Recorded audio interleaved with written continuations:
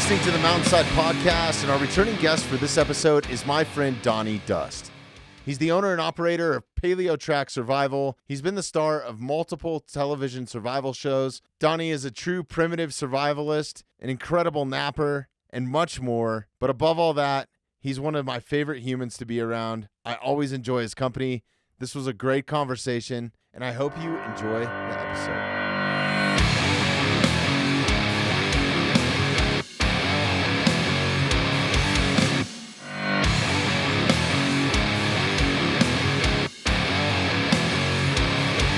Brother, it's good to see you, man. Yeah, it's good to see you. You're looking great.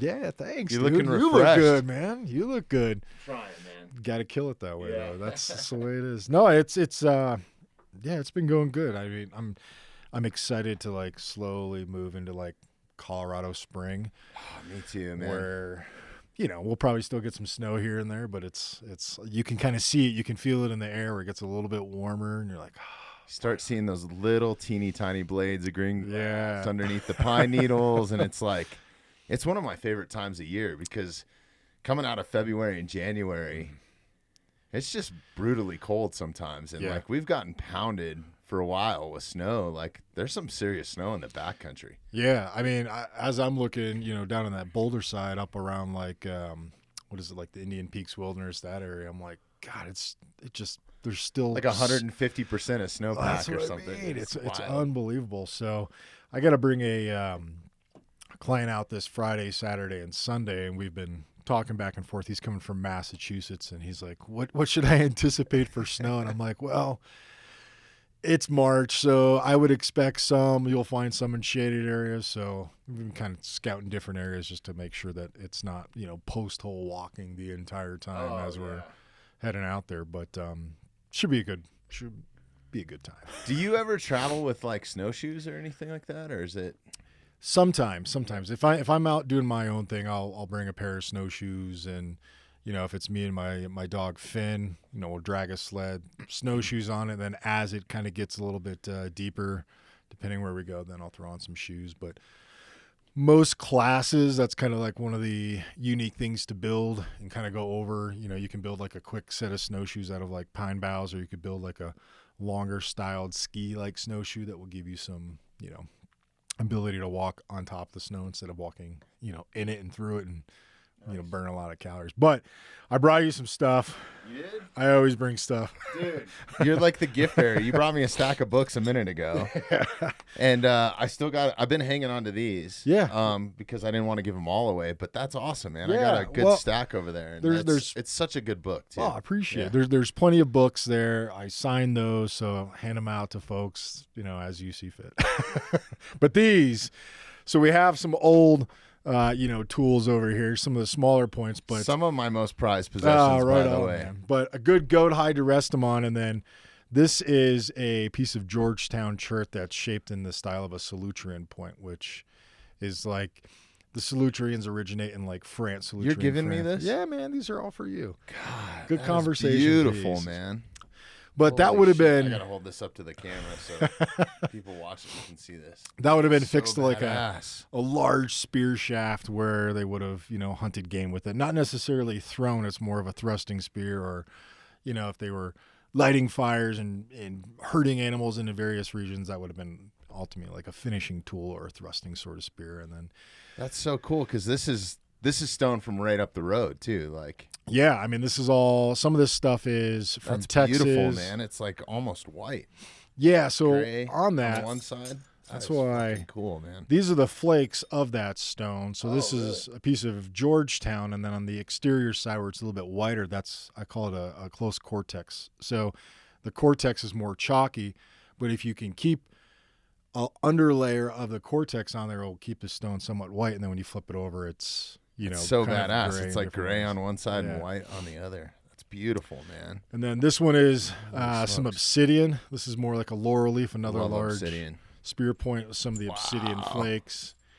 And, we've had conversations. Because this is like a glass almost, Well, it is a volcanic glass, basically, right? Obsidian's a volcanic glass. It's typically like when you find dude.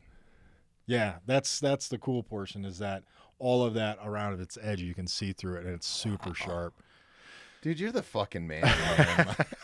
Some obsidian You flake. know I don't expect anything from you when you show up, dude. It's not like, Look at hey, I that. want some more free. That is awesome. Right? So those are some of the flakes, but it's, like you could open up game, process just about everything and anything with any one of these. Just the flakes, Just the flakes. are incredibly sharp. Yeah, razor blades. Literally razor blades. It's so cool. Even when I'm out like archery hunting or a lot of times in South Park, I spent some time out there in the prairie and plains and stuff, camping as a kid and stuff. And we used to pick up just flakes to see if they were actual arrowheads, you know?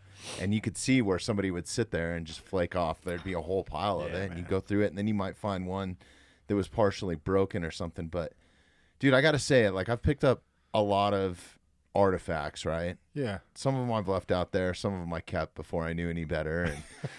And so, yes, I do have a small collection in a non-disclosed place. But this is crazy, Donnie. This craftsmanship is like, it's better than some of the original stuff. I appreciate it. Like, it's unbelievable, man. That is so cool. To find something like this in the wilderness, you would just be, an archaeologist would be besides themselves. Oh, yeah. Because they're normally broken and just... Yeah, broken smaller points. So cool. Stuff. Do you ever leave anything out there for people to find? Or so I have played some tricks on some folks, some buddies of mine that are archaeologists. Man. You'd be like, oh my God, look what I found. They're like, no way. I'm like, well, I just made it. So, you leave it out there. But I was actually down in my... my buddy Russell, he's got, a large tract of land, and I was kind of living out on his property for a week, building some wiki-ups and smokers and spearing fish with an atlatl. And on Russell's property, and this has all been documented through like various archaeological groups and students and professors, but he has a lot of ancient campsites and midden sites.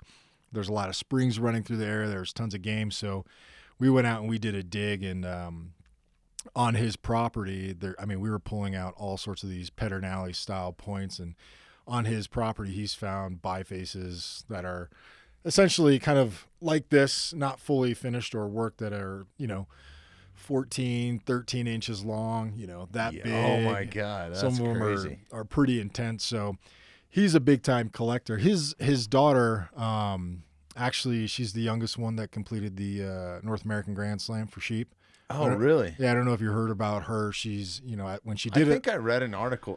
Was there a write-up on her in Eastman's? God, everywhere. Okay. Yeah, she was 13 when she did it, so she did the Dall, Rocky Mountain, Desert, and I can't remember the last one, but yeah, she was 13 when she did it, and then, and her name's, Cammie Cunningham, and her sister Stormy, which is, I think she's in 6th grade.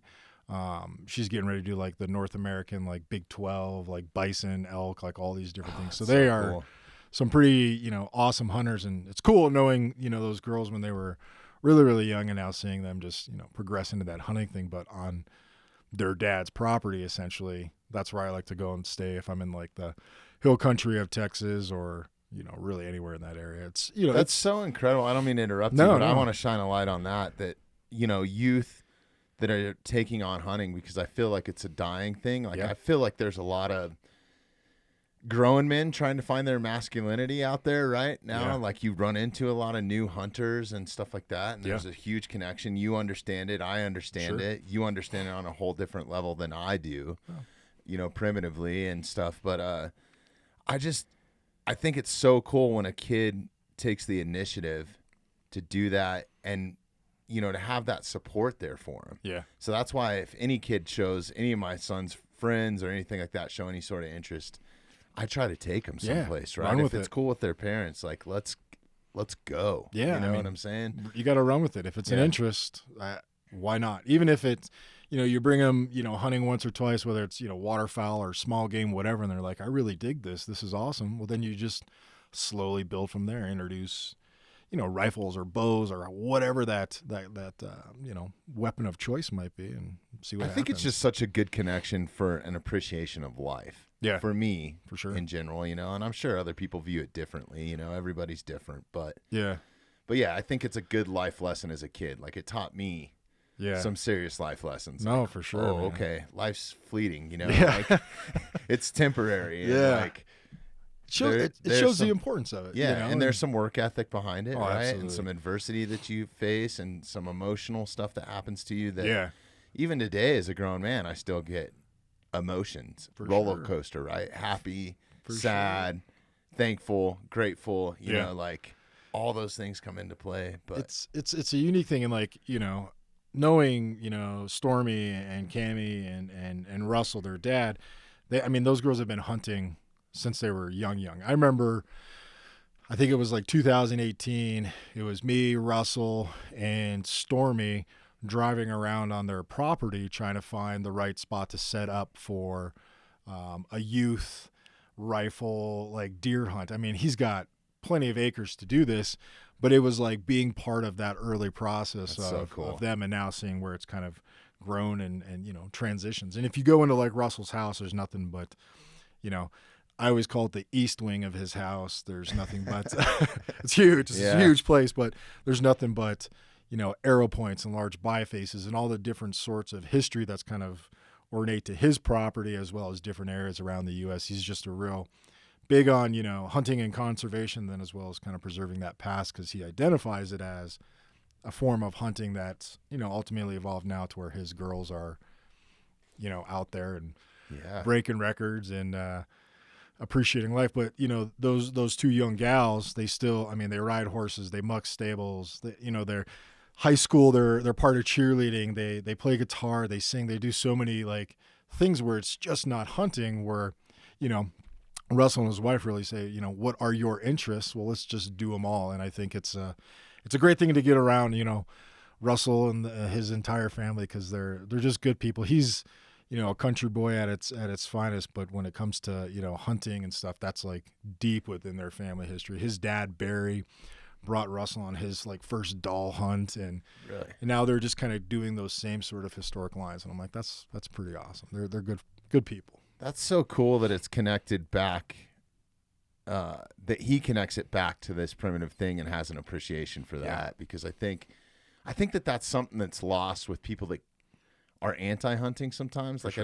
don't think that they realize, like, this is how we evolved. We've been doing this since day one. You know, since, you know, we've been cooking meat since day one. Like, you probably, on a vegan diet, you probably could survive, but we wouldn't be the people that we are today. I don't think the advancements and not even. I mean, some stone tools date back to, you know, 2.5, almost 3 million. And those are like large, hand axes used by like earlier versions of us, like Australopithecus and all these evolutionary phases of you know, ultimately evolving into Homo sapiens and Neanderthals and the couple different species that did exist. They were just using simple hand tools that were still knapped. They had to understand that process of removing, you know, a flake like we got to sharpen something. Exactly. They would see these lines of various cherts and flints and say, how can we get those out? And with other stones and sticks, they would pry these large cobbles out, break them into pieces, and then use those as cutting tools, chopping tools, things to that extent. So that process has been part of us all the way up until today. And I think if we didn't have those things, we might not be who we are today. You know, it's one of those, it's amazing to me, really. So no, it is. I mean, and we're seeing that advancement now in technology. This is the same thing. This was technology 3 million years ago, right? Sure. So for sure.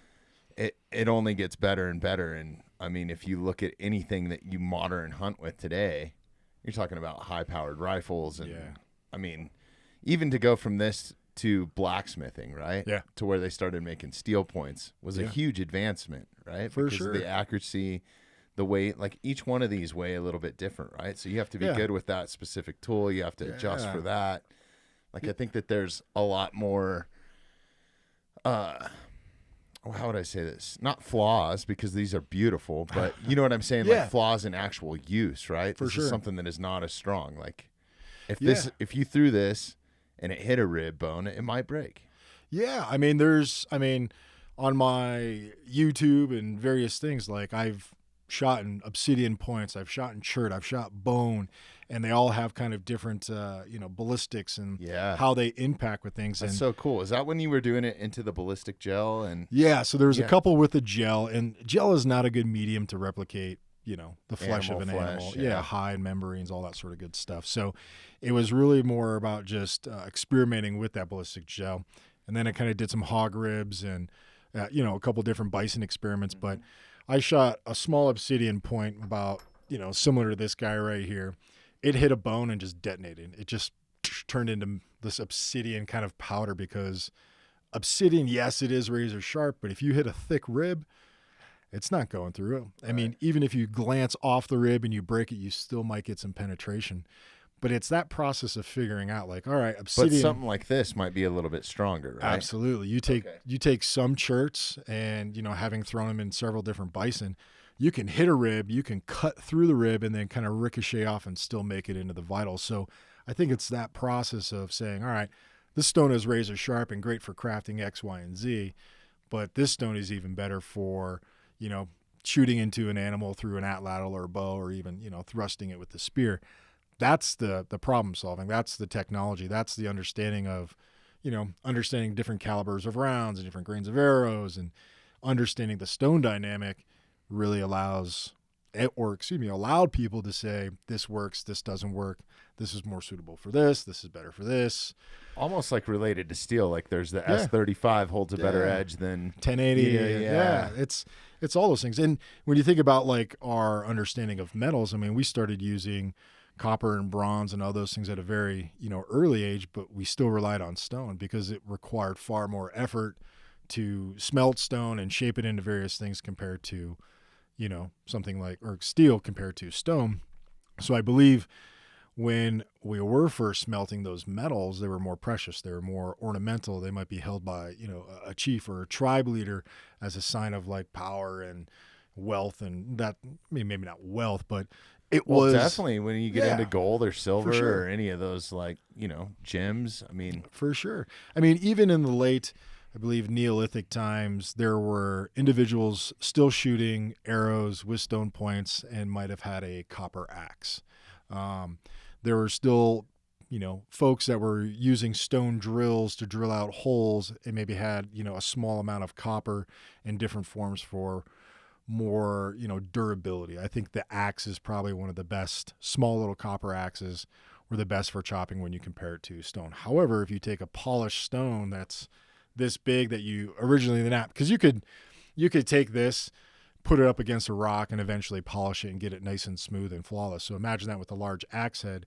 It would take some time, but it's just as durable as a piece of copper. So I think our evolution. The serration also serves a purpose. I mean, you brought this up the last time we talked that I thought was super cool, because I know that some people reach out to you and they ask, like, is what you're doing ethical, right? Especially from the hunting community, right? Because that's a concern. Sure. But in theory, I mean, if this gets into an animal, it's game over. It's game over. And the serration, because, an animal's going to move after you shoot it. I don't care who you are. It's going to go someplace. It's not the movies. We're just one elk that happened to, where it was grazing.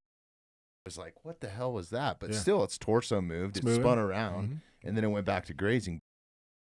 The perfect pass through between ribs, right through the honey spot, right through the heart. So it didn't even know. It's game over. And using it like a razor sharp, machine to a perfect 100 grain broadhead.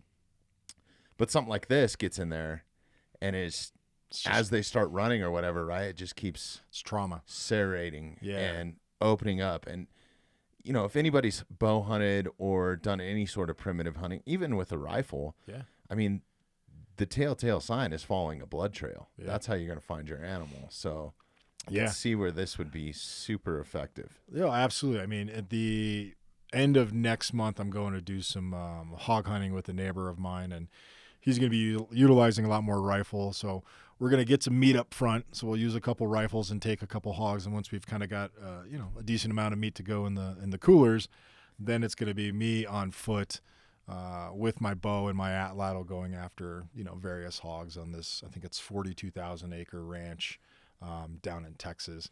Nice. So it will be fun, but like, I've discussed it with him and another guy that's going to be going. And I said, with some of these stone points specifically for the atlatl, I have various styles, but the idea is for me, let's just say going after hogs, I'm aiming for the lower back half. I mean, I'm going for the guts. I'm going for the soft tissue, the soft membrane. Yes, one of these will definitely make it through, a hog shield, that big layer of fat and cartilage and stuff. And they're make it so tough. They're man. super tough, right? Yeah, their hides are incredibly tough. Super tough. So I'm like, you don't have to think like, all right, in this capacity, I'm 100. If I hit a hog, a big old sow or whatever, and I rip a chunk of its guts out, it's going to go down pretty darn quick. And I'll just follow the guts in the trail, and then there it'll be laying. So but that makes sense. You got to go through some place where you don't have the potential to hit bone. Yeah. Why not? Yeah. I mean, and when we take, ethical modern hunting practices, yes, clean shot, clean kill. There's nothing ethical about killing. It's just how quick something can ultimately die. In the case of hogs, that's how you create that quick, ultimately the quickest of kills. Mm-hmm. And I think when it's, shooting it with the bow and stuff like that, I'll have more force behind it, and I will create the stone points that are of harder cherts and harder materials, not necessarily obsidians or something light. And you take a 65-pound bow. Now keep in mind, you're not 40, 50, 60 yards away. You're 12 yards, you're 15 yards away, 65-pound That range gap narrows big time, right? Exactly. When you start going into traditional bows that Absolutely. are perfectly manufactured with carbon fiber limbs, your range drastically changes. Yeah, you pull out all the bells and whistles and training wheels and all these crazy sights. The next thing you know, you have to apply a different aspect of hunting, where you have to truly become the hunter and not just say, I'm not going to rely on all this technology to give me my shot. I'm going to rely on myself, what I've trained for, what I've worked for, my discipline and shooting and all these different things to get close enough to that game, and then take that shot and kind of go from there. So for me, I think when it comes to hunting, that is what I personally enjoy the most. So when I was on Russell's property, I knew there was these hogs they were moving kind of around like between 5:45 and like 6:45 every night. You could see where they were moving, and there was a water system, and then there was a break in the water, and the water picked up, and that's exactly where they were crossing. Fortunately, the wind wasn't in my best, use, if you will. So it was coming from the north, and this trail was facing north, so there's no way I could get in that line without stirring them off. So I kind of just looked in. Ultimately I was like, this tree looks like a great spot. I got a good line of, sight as far as taking a shot. I got a good platform I can kind of get up in. And I went out there and I sat, and I'm trying to video it. And I hate videoing.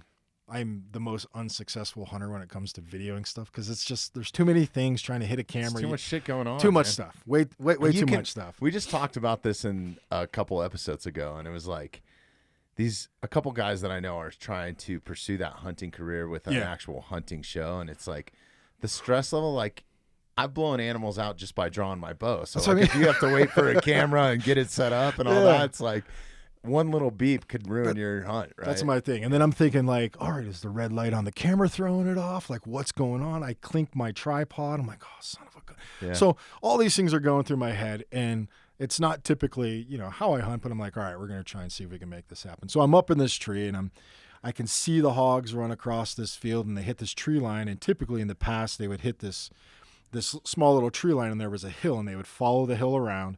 And I was right where they were following the hill. And I'm like, this is where I believe they're going to be going. Oak trees, plenty of stuff to grub around on.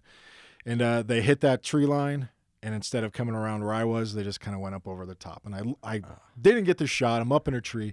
But on camera, you can see all these hogs come running across. And I was like, all right, different area tomorrow. I jumped down into this ditch, covered myself full of dirt. So I was below ground because I was in this little ditch, and the wind kind of changed from like a northwestern direction. So I was like, all right, this might work a little bit better.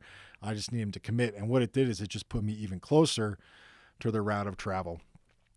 So I've got one camera that's like mounted here, another one looking at me, and I'm like, this is dumb. Like, this is not what I like to do. Right. But I was like, all right, we'll go from it. So I had a quiver full of stone points, and I had my atlatl, and there was no optics or anything like that. So I'm like, when it's dark, I can't see anything else.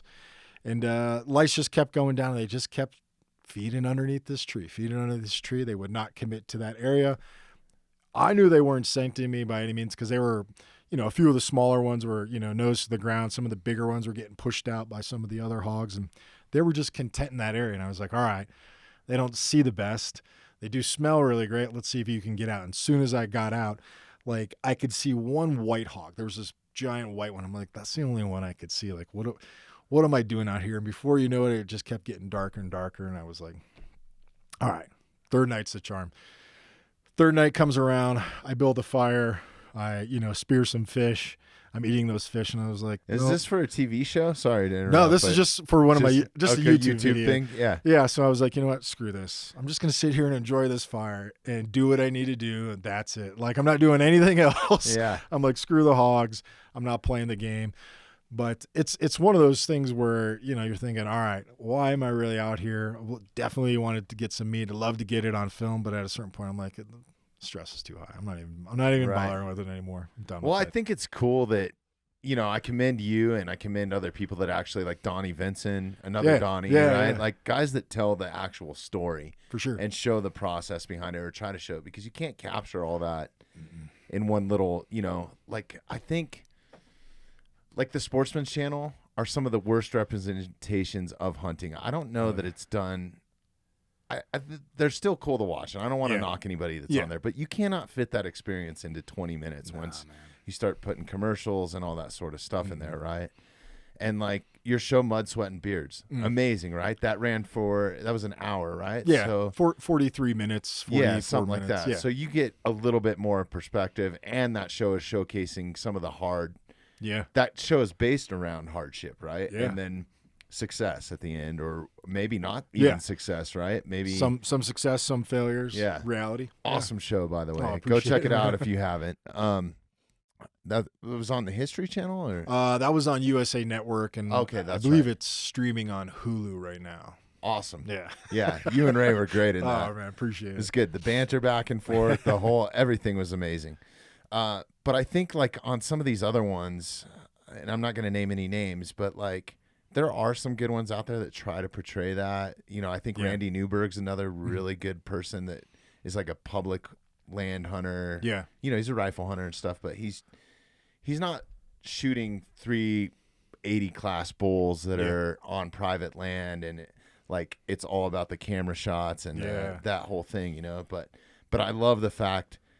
And I think YouTube has opened that up where you can have these different perspectives and have a little bit longer show. And I think, dude, I want to commend you for that because I think even though you don't feel as connected, right? Because that's honestly why I don't do any sort of photos or like hunting is my thing. It's my time and it's already stressful enough. And I'm out there for a different reason. Yes. So it's like the podcast is the podcast. I'm not trying to be successful at hunting. Yeah. And plus, what I hunt is honestly the first thing that walks in front of me is like I'm out there for success. I'm on public land 90% of the time. That's it.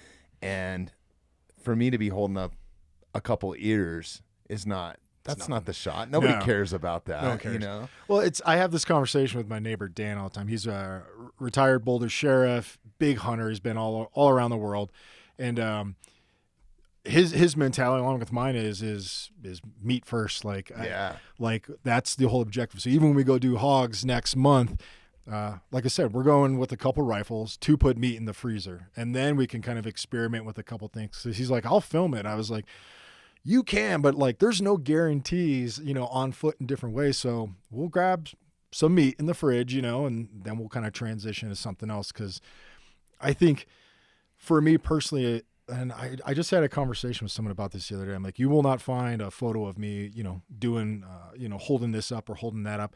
I'll take one, but then I'll share it with those that I know that are understanding of it. Accepting of it, exactly. Right? It's That's kind of my thing. And the biggest thing that I wanted to do on this last hog hunting experiment was to show people how to preserve it. That was the whole objective. It wasn't necessarily the hunt. It was the smoker that I built, the shelter that I built, the, fish traps and stuff, and say, if you can take game, and that was the whole kind of premise of these couple of days was, I can come out here, can build this, do this, and do this. I can take fish and feed me a meal. But if I can get a hog, it is the long term that I can now live. I can technically live. I can sustain out here for a period of time until that hog runs out. I can supplement it with some other things.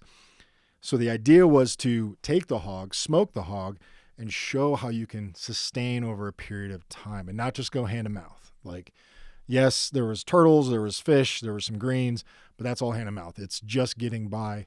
The hog would signify a long-term stay there. And that's what I wanted. So, and I think that that's another great point that I just thought of. Like, a lot of those hunting shows in those mainstream hunting shows, they're only showing the glory, right? that's it. They don't show anything that really happens after that. Or if they do, it's like the last 30 seconds of the show, right? There's a whole process of breakdown, getting meat out in time, how to care for it. Like, there's all these different things. Like, meat can spoil. There's different ways, you know. A lot of those shows are guys, you know, putting a full quarter on their back and then hiking 300 yards to side by side. Yeah. Right. There's a whole difference. Like, if you're 7-8 miles in, you might want to consider boning some stuff out. Absolutely. Because you're cutting at least 100 pounds on a cow elk. Oh, yeah. It's easily 100 pounds, if not more, Yeah. of just bone mass, right? You're going choice meats, like choice cuts at that time and saying, all right, what am I willing to give up? What am I not willing to give up? Right. And like you, like me, it's like, nah, I don't want to give any of it up. So I need to figure out how to bust my ass to get it out of here, hang it in a tree, start preserving it. Even lighting a small fire underneath meat up in a tree is not going to cook it, but it will diffuse some of the smell and give you an opportunity to walk out, walk back, walk out, put somebody on, however that plays out. But like, that is a whole other side of hunting people don't ever see, because like you said, on those shows, it's like, oh, happy snaps. Yeah. Like, I got it. A cut scene, and then it's in a kitchen flaying up something, Right. cooking it, and it's like, no, it's not even the case, man. It's not how it goes down. And I think, we've had Colorado Parks and Wildlife in here like probably half a dozen times now, which is awesome. I've seen them all the time. Those are good episodes. They've been good. They're educational. I always learn something new anytime That's one good of to hear. those officers come in, and I'm like, oh, no shit. I didn't think about that. It's hard for me because I like to just have my freedom, Yeah. and they've asked me like not to curse and stuff, and I don't like anybody to put any stipulations, but I value them Sure. and I value what they're trying to do, and I understand it. But yeah, those are some good ones. But I think like one thing that they ran across in the past couple of years is guys are successful at hunting, Yeah. right? But then actually getting the meat out, Not. they come across a ton of wasted meat, Tons. which is actually you can be cited for it. I don't know the severity of if it's a misdemeanor or if it's a felony charge, Yeah. but if you're caught wasting meat, No shit. yeah, you have to take. Never even been in my mind. Yeah. Like, I've posted YouTube videos. My dog Finn he has this strange ability to find the legs of mule deer and elk. Typically, most hunters, they cut off right below that knee. There's no meat on it. It's just bone, a little bit of sinew, and some hide. But he can find them, and he'll run off for 30 minutes, come back, and I'll have like 2 or 3. I'm like, unbelievable. And I'll sit there and I'll use it, and I'll say, all right, the lower leg of an animal is a great thing. I love them. Pull the hide off, makes great sheaths. You got the bones for handles. You got sinew. You got all these different things, and It's tough as shit, man. super tough, right? Yeah. But they always cut them off, throw them off to the side. Yep. And I've had so many people ask, like, how are you capable of finding those things? I'm like, 1, it's my dog, but 2, hunters typically don't take those. There's no meat on it, so I understand it, but the resources on there, for someone like myself, those are the things that I like to use. So when you do come across those things, it's kind of like, I see it as obviously a waste, but I don't expect everyone to have the same usage of a mule deer or an elk, compared to myself, compared to what they need. So I personally believe if they are getting what they need, still sticking within the rules and regs as far as removing as much meat as they can, Well, and the rules and regs don't make you take hooves. They don't. You honestly, I think it should. I think it should. It should go beyond the Sure. stake, the backstrap, the chuck, so on and so forth. You should I think take the whole thing out. You should be responsible enough to take the whole thing Maybe out. minus the bowels, but there's some good organ meat too. Well, I mean, heart, liver, lungs. Yeah. I mean, you can do stomach, you can do tripe, that might take a little bit more, but that's where it goes to that kind of like my philosophy of like honoring that hunt, right? It is your blood origin. So with that stuff that's part of that animal, if you don't have a personal use for it, awesome. I know there's plenty of hunters that take game, harvest the meat, and then they never eat it and they wind up giving it away to someone. There's people out there like myself that will take it, dude. Fucking call me if you got any game meat, as long as it was taken ethically and that's not, it. Yeah. But like the intestines, I'll use the intestines. I mean, it's a Sure. great source of cordage as well as bow making if that's your thing. So I wish hunters would take an extra 15 minutes and say, all right, 1, do I know of anybody that could use this? 2, can I find a way to use this? 3, maybe I could educate myself into going a little bit farther into this hunting path and not focus on the trophy, focus on the resource, the meat, intestines, hooves. Like my dog loves chewing on, deer legs and the hooves. You cut them out, you boil them out, you can do a million things. Well, that's just it. Everybody's got a furry friend too, Exactly. So it's like, I hear you. well, I do that even with, because normally when I shoot a deer or something like that, or I harvest one, whatever you kill, whatever you want to say, I get it out. I try to take it out whole, right? Yeah. So I can utilize all those parts. And a lot of those parts, like the sinew and stuff, I'll cut up and put it in a separate bag and freeze it. Yeah. And over time, my dog gets a treat. Or maybe I'm not trimming the meat and I'm leaving some sinew in bigger chunks, right? As I'm going through the butchering process. And then I'll trim that off. And my dog gets a lot of that stuff and is very happy. Dogs love that stuff. And I feel like I'm not wasting any of it then, Yeah. And I think that's the one thing. It's like you can go and order this huge, tomahawk ribeye, and you might put down half of it and not clean the bone, but I'll be damned if I've let any elk or any deer go to waste or anything. Like something that I've personally like packed out, I've seen die, I've field dressed, I've that whole process. The story to it. Yeah. And you appreciate it a bit more. And I think that's made me appreciate my steaks a bit more, no matter whether it's coming from the chart house or wherever, right? Not very often. Yeah. No, that's a good way of doing it. Yeah. Generally. And I think people are coming around to that. I think they're coming into this, again, another evolution of saying, all right, it's one thing, like we have the technological advances to stand 100 yards off and shoot something. How can I go one step further into really, truly honoring that hunt and going a little bit deeper within that animal? Because there's more than just shooting it. It's all the steps afterwards. How can I make it more intense for myself and more important, more meaningful to the animal? I think we're slowly evolving into that. I agree. I hope so. And I think, another point to bring up, if somebody's new and getting into hunting or something like that, get yourself a couple good knives. Yeah. Because the time that you'll spend in the field with a good knife makes all the difference in the world. Like if you have a proper boning knife, I'll carry one in my pack just for that. So it's easier to take that rib meat and stuff like that. And I think when I'm saying you have to take the meat legally, I think they require you to take the quarters from knee up. Would it be a knee? Yeah. Is that Fronts. Yeah. All the way up. Yep. Shoulder blades. You have to take the quarters, the back straps, the tenderloins, inside out. But I think you have to take the head if it has antlers. Antlers to identify sex. Yeah. Yeah. And you have to keep either the sex on, as far as if it's a male, so it would be antler or antlerless. There has to be some nipple. Identifier of sex.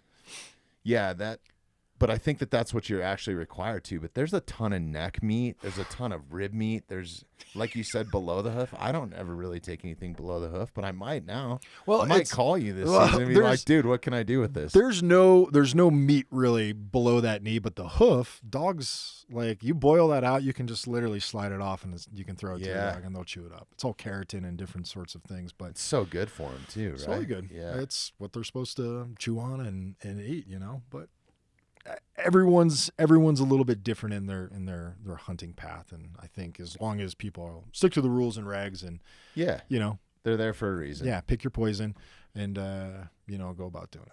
For me, it's resources. Oh, I love it. I love all these little hacks because I'm a big proponent of using as much as you can and not wasting any of it. That I hold their life just as valuable as I would anybody walking down the street, right? Sure. So not that you can go and hunt people, but if you could, why not utilize? Makes sense. Yeah. It makes sense, man. Yeah. The most of that person, right? And I think that's kind of honoring anybody. You want after life, you want the most utilization of yourself as you can be, whether it's in memories or right. Absolutely. Well, it's even like some of the tools that I use to make some of these stone tools. Like if it's an antler, tine, it's like, oh man, I remember shooting that, and now this thing is making so cool stone tools once again for me to go down a path of experiencing stone tools or living with them or using. It's like, man, that's circle of life. Yeah, it's total circle. It's like one that's creates cool. the other. So it's a good time. Yeah. No, I love those little hacks. So like, I'd love to pick your brain on that, another time. Yeah. Jason, do you know Jason the Butcher? Local guy, teaches a bunch of special forces guys. I think so. Don't know him personally. I've heard the name in various circles. Cool guy. Yeah. He teaches a bunch of guys, former military or not former active military guys and certain groups like 10th Mountain. And I think he's done some stuff with the SEALs and stuff, but he teaches them how to ethically harvest when they're in the field. Yeah. So they're not eating just MREs. Yeah. And then the whole butchering process. Right on. And then he's even designed these trailers that they can cook and store meat in. And like, so it's a whole thing. So very cool. They can take a goat and then they don't have to worry about food for X amount of days. Oh, that's awesome. Or maybe a sheep or something like that. That's awesome. And there's a whole science behind that too, but really cool deal. But he gave me a little hack. He's like, when you let the meat hang, it kind of develops this dry kind of crust around the outside of it, as if you were air drying it, like a biltong or something, right? Yeah. And he's like, protection. A lot of guys just shave that off and throw it away, which I used to do. I would cut it off and just kind of like, it's dry. And there's not a whole lot of meat there, but he's like, you can make a stock out of that. For sure. It's fucking amazing. So like I've started doing that and I'm like, God, this is awesome. And now I feel like I'm even one step closer to saving as much of that as I can. Yeah, well, I think all of it's like even when people like, trim vegetables, it's like, and they throw out like the broccoli is always my perfect example, right? Yeah. I like the stems of broccoli. Some people will cut that off and just eat the little florets, but I'm like, one, you can eat it, and two, that's what you would boil down for a stock. Anything that comes from the animal, that's meat, bone, all of it, you can literally boil down and make something out of it. And it's kind of funny because I'm in a couple conversations with for some potential TV shows, but one of them is with this gentleman by the name of Kieran, and he was on a Netflix show. I think it was called Chefs in the Wild or Survival Chefs or something like that, where one like amateur chef teamed up with like an amateur survivalist. They went out and harvested all this food, came back, and they had to create this meal, all wood fired, all very kind of like natural. And he was the host of it. That's cool. So he's a big time chef, lives in Africa, and him and I have been chatting about a show where him and I go out. I hunt, forage, and he's also a hunter and a forager, big time spearfishman. We go out, we take some game, the right resources, and then he does this immaculate stuff to the cool. So I'm like, we can't go too far in this because one, usually my cooking something is like fish, stick, fire. I'm eating. Right. For him, it goes to a whole other level. But I'm like, I like the idea of the show because it really shows people like you can go above and beyond all of the things that you could season and preserve and intensify your palate through some sort of meal can come from the natural environment. So it'd be a kind of a combination of those things, us traveling the world, spearing fish, hunting game, doing all these things, and then presenting this just beautiful meal at the end, but everything that's come from the land. So that's cool. I think it's, I think people eat up survival shows and they eat up cooking shows. So it's like favorite, the perfect combination. Yeah. I mean, I love a Gordon Ramsay episode because one, how he just approaches folks, but like two, I'm like just a master of your craft. But I'm like, man, that looks pretty good. So talking with Kieran, he's like, he grew up, in Africa. That's, his dad did certain things, his mom did certain things, but he, was a chef. But he goes, I even remember going out with my folks and foraging food and catching our stuff pretty routinely. And he goes, even that's kind of changed now. He lives in Kenya, but he goes, that's not always the case. But he goes, that was just something that, I've kind of established over time was resourcing land. He goes, I'm not like the best hunter. I do hunt, but the ability to show people like this is, you shoot a mule deer, and then these are the things we can get from the environment, and this is how the meal can be presented. We take that concept of, if there's a little crust on your meat after it's hanging, that's actually a good thing. It's going to give it a little natural preservation. Little natural salt.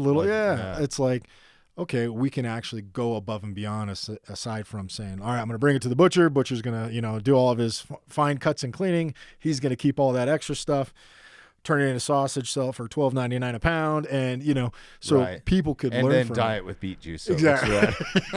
And then flip it every day so the juice, it could be one of those things. But there's, wild. Some of the science, I think, if I'm remembering correctly, and Jason, I'm sorry if I'm butchering this because you are Jason the Butcher, but I think that crust, what happens, like scientifically, is there's salt in everything, right? It's like every living thing, So it's a scab. So to dry itself out, it starts to pull the salt towards the outside of the meat to make a shell. Yeah. And it's dried blood, which is has more of a salt content in it. So he's like, that's why it makes an incredible stock. That's perfect. Yeah. I mean, that makes sense when you really think about it. Meat hanging from a tree. Right. Gravity pulls it out. There's no more pumping of blood or any sort of, muscular manipulation on behalf of the animal. It's got to go somewhere. It's just like, sap in a tree. You cut a knock into a tree, sap runs to it to kind of fill it up. That's all right. I'm going to have to do that now. But I guess I know I'm getting hungry. Yeah. But even when you think of that, I mean, that's what grandparents and great grandparents, that's what they would do to preserve food. They would do it in a, colder environment, a drier environment. And that's how they would preserve foods. They would always hang meats, right? Yeah. Hang meats, letting There's something. always those iconic pictures in the history books of they build like just smokers, scabs, right? And exactly. Smokers and that sort of thing in your dried meats.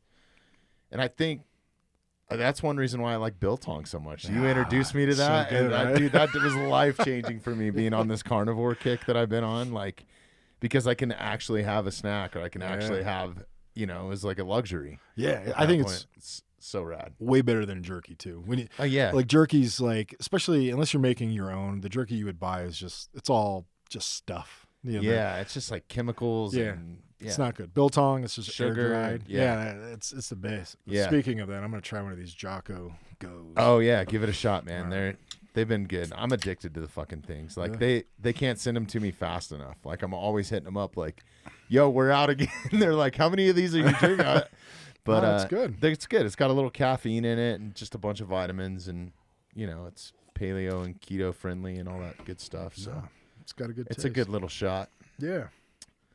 Not bad. Not bad. So going back to these, dude, I'm so pumped on this, man. And right on. Our guests are going to freak out too, because like this is something, anytime anybody walks in here and sits down at this table, these are right here. Oh, right on. Right in front of them.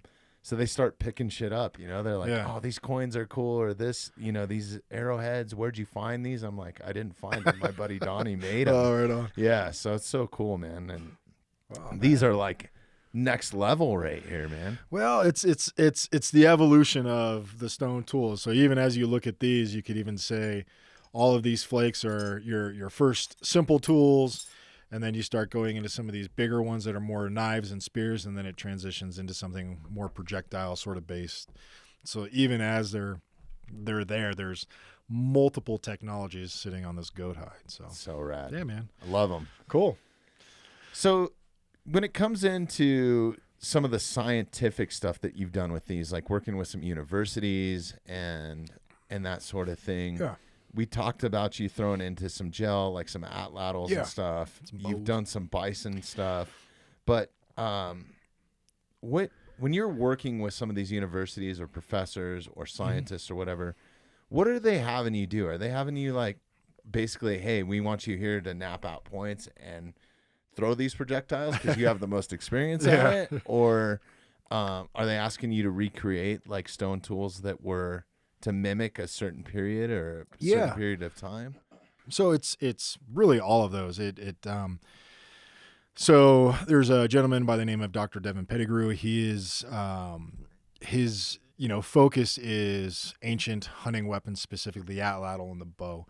And he's not a flint knapper. He can knap some stone. And long story short, I did a podcast called the Life in Ruins podcast, which is all archaeologists And I always call it them nerding out and doing like all this technical talk. And they're like, well, how would you do this? I'm like, I would make the stone tool and then I would kill the animal. And they're like, Pretty simple, right? Yeah. They're like, but wait, how does that work? I'm like, very simple. You know, it kind of puts some of their things into like into a reality. So from that, they had done a couple experiments where they were throwing some atlatls into a pig, into a goat, and I don't think they were getting the results they needed because it just wasn't something that they normally did through an atlatl.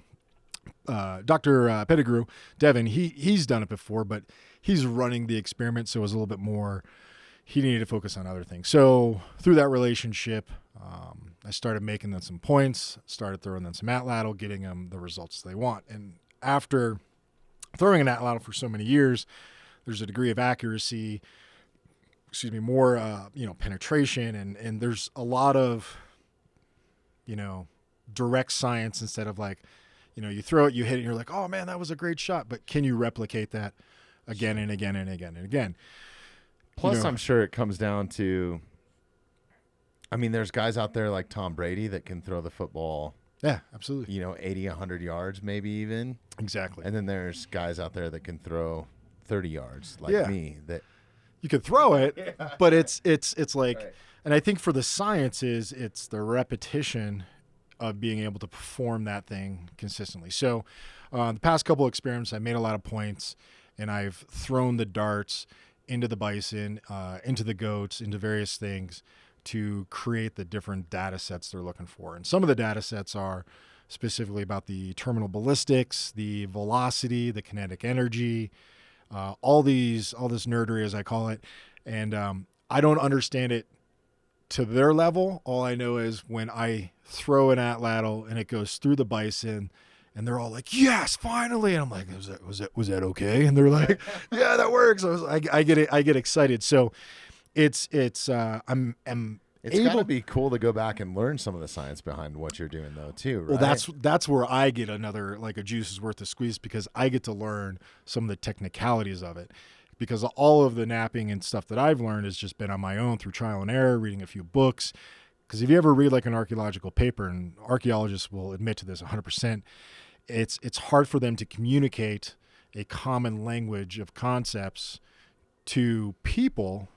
They can understand it within their channels, but if you want to reach a broader audience and have them really genuinely understand some of these things, you have to find a way to, employ some, interpersonal skills, but an effective communication that, average folks can understand. Instead of saying the terminal ballistics and velocity of this, it's like how far it goes into the animal is a lot, right. easier to understand. So I've learned quite a bit. And then, as it's progressed, specifically with Devin, it's making specific styles of points, Clovis points, fluted, unfluted, Pedernales style, Cahokia, different points. So now I make some points in this future bison experiment we're doing this summer. I reached out to some other napper friends that I have to say, hey, if you guys want your points tested, because you can make 100 points and then put it on a shelf and never let it go anywhere, or you can make some points, send them to me, we'll half them up, we'll throw them into a bison, and then you can also see how effective your points are based on their design and the stones you use, so on and so forth. So you're kind of critiquing your own work at that point exactly. too, right? I'm like, if you guys want some ground truth, because somebody will hold up a point and be like, this is definitely a killer. I'm like, let me put it on a like a foreshaft, throw it into something, and we'll see how much of a killer it is. Because if there's a flaw in it, or you nap the blade and it's too thin in the middle, that's a weak point. So there's a lot of things that can go wrong. And I, reached out to a couple of them and said, hey, send me, 5 or 6 points. We'll half them, we'll throw them. And that's ultimately what we're going to be doing this summer. The thing specifically with me when it comes to the atlatl and throwing it is there's like for Devin to do all of his science, I'm on a larger or a higher ability to throw with more kinetic energy, showing a capability that is like way above the normal. So if you take the average, like Paleo and their hunting abilities, they were specialized hunters for megafauna. They were also a generalized hunter for which is crazy. Yeah, I think it's awesome when you really Like, think about it. yeah, like trying to throw a spear into a mammoth or something like that, or one of those oxen, or like Totally doable. Just, yeah. I mean, you're probably with a group of guys keying in on a big bull or something that's slow or weak, whatever. But being able to do it is pretty amazing. I mean, there's plenty of archaeological evidence that supports that theory, not necessarily as a theory, but as a ground truth. And what I can do for Devin is, you take somebody that's 40 years old, grew up in, Paleo Indian, that is something they do. It's just like us driving a car, which sounds horrible to say. It's just, what to do. Sure. So I'm able to replicate that degree of learning and time and longevity as somebody would have, as being able to replicate somebody from the past as far as their throwing, the penetration, the accuracy, all these different things. Because how long have you been at this? I mean, it shows in your work. Yeah, at least 20 years, right? Yeah, I mean, I've been napping stone for a while, and the whole, survival and kind of living remotely, that's always been a thing. Even in the military, it was kind of one of those things you got to kind of learn from. But it's... So you were napping it while you were in the military and deployed, or no, not deployed. I mean, it was my experimentation with stone kind of started, when I was stationed in Hawaii, because there was different stones there, and then when I was in Southern California, and then you start to experience and see things, but there wasn't any sort of direct napping. I wasn't making something to go do something. I was experimenting with, popping a flake off and cutting some yucca and seeing how I could shape it. So there was an evolution to it as well.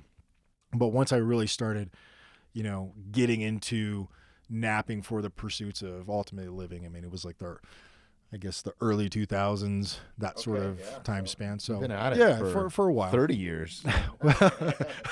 Well, not quite 30. That's awesome.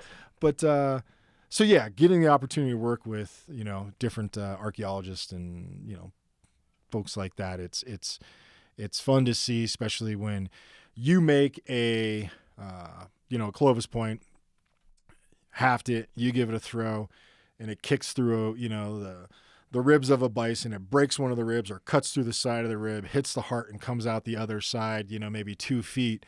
You're like, all right, that's incredible. That's definitely a kill shot, And then I say, imagine if there was 500 of these things all massed together. You could just, you could give it a honk and, let it go. Now imagine if there was 10 of you going after a bison, you could do a lot of, different things. Because like hunting and throwing an atlatl, specifically with some of the stone tools, it can be a little nerve-wracking, because it's like if you make a stone point, you miss, the probability of it breaking is high. They're so big, right? Yeah, they're big. I mean, like, this is a good representation of like an atlatl point. These would be more thrusting. This one I would definitely haft into a foreshaft, because that's got a huge cutting edge, lots of laceration, lots of trauma.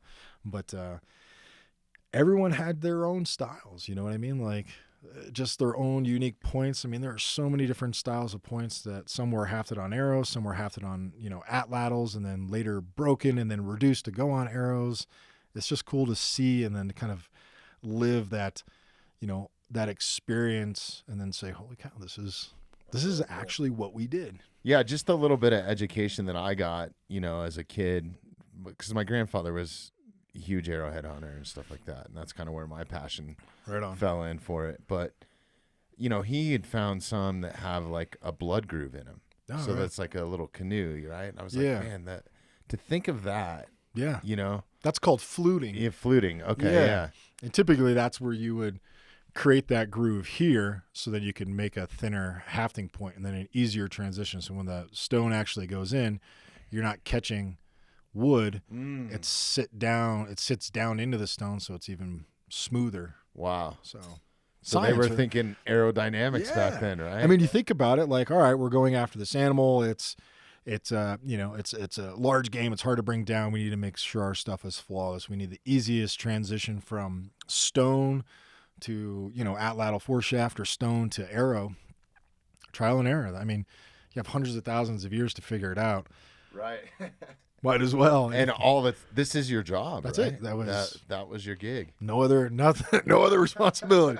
We go out, hunt, That's pretty awesome. come back. Yeah. I dig it. Is that kind of your connection back into it. I know we've talked about this before, but I read a post of yours the other day, and it was super cool. It was like something, the view from or checking in at the front desk or something. Yeah. It was like you outside of it was almost like a half cave or something. Yeah, right? it was like a super cool spot. Incredible view. Thanks. You and your dog. Yeah, I can't remember exactly what you said, but it's so cool, man. I think I was out between the border of Colorado and Utah, and I know there's these canyons and stuff, and not a lot of people go there.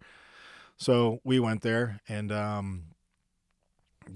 pretty much the post was like, I'm checking in, and it was just a rock overhang. We made a fire. We built some traps to catch some, pack rats to eat for dinner, and we just, we're out there. It's like that particular time, there wasn't any springs or anything, so like part of that day was finding a muddy, murky stream that was full of silt, and that night it froze, break some of the ice, put it in a schmog, let it drip into a gourd water bottle I was drinking from. I found a little pocket of snow. What is a schmog?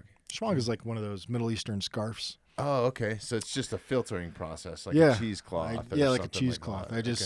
The water wasn't, 100% clean, but I knew the frozen water on the top would have far less sediments because they would have settled. Right. It wasn't moving, so that would freeze. If I pull that ice off, throw it in the schmog, hang it in the sun, and then put my gourd water bottle underneath it, it would just melt throughout the day.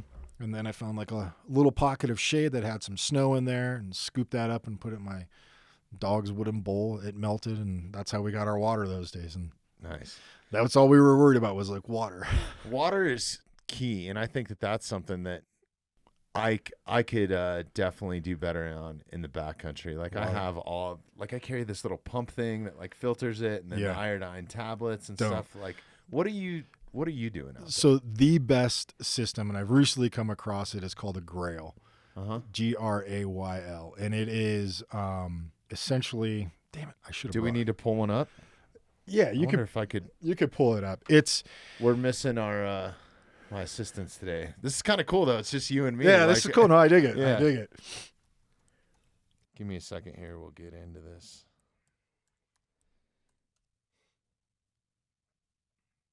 But there's. Oh man, look at this guy. Handsome individual. I try my best. How do you spell it? Grayl.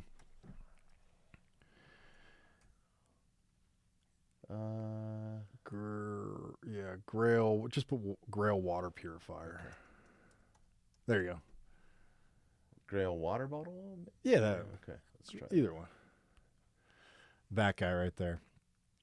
These are. I've used this a lot. One?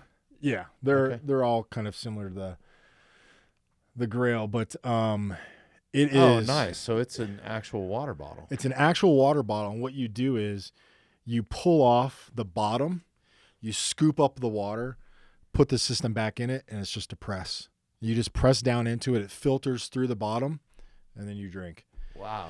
They have ones that are plastic, but then they have a different one that's actually like an aluminum base, so you can actually boil water in it.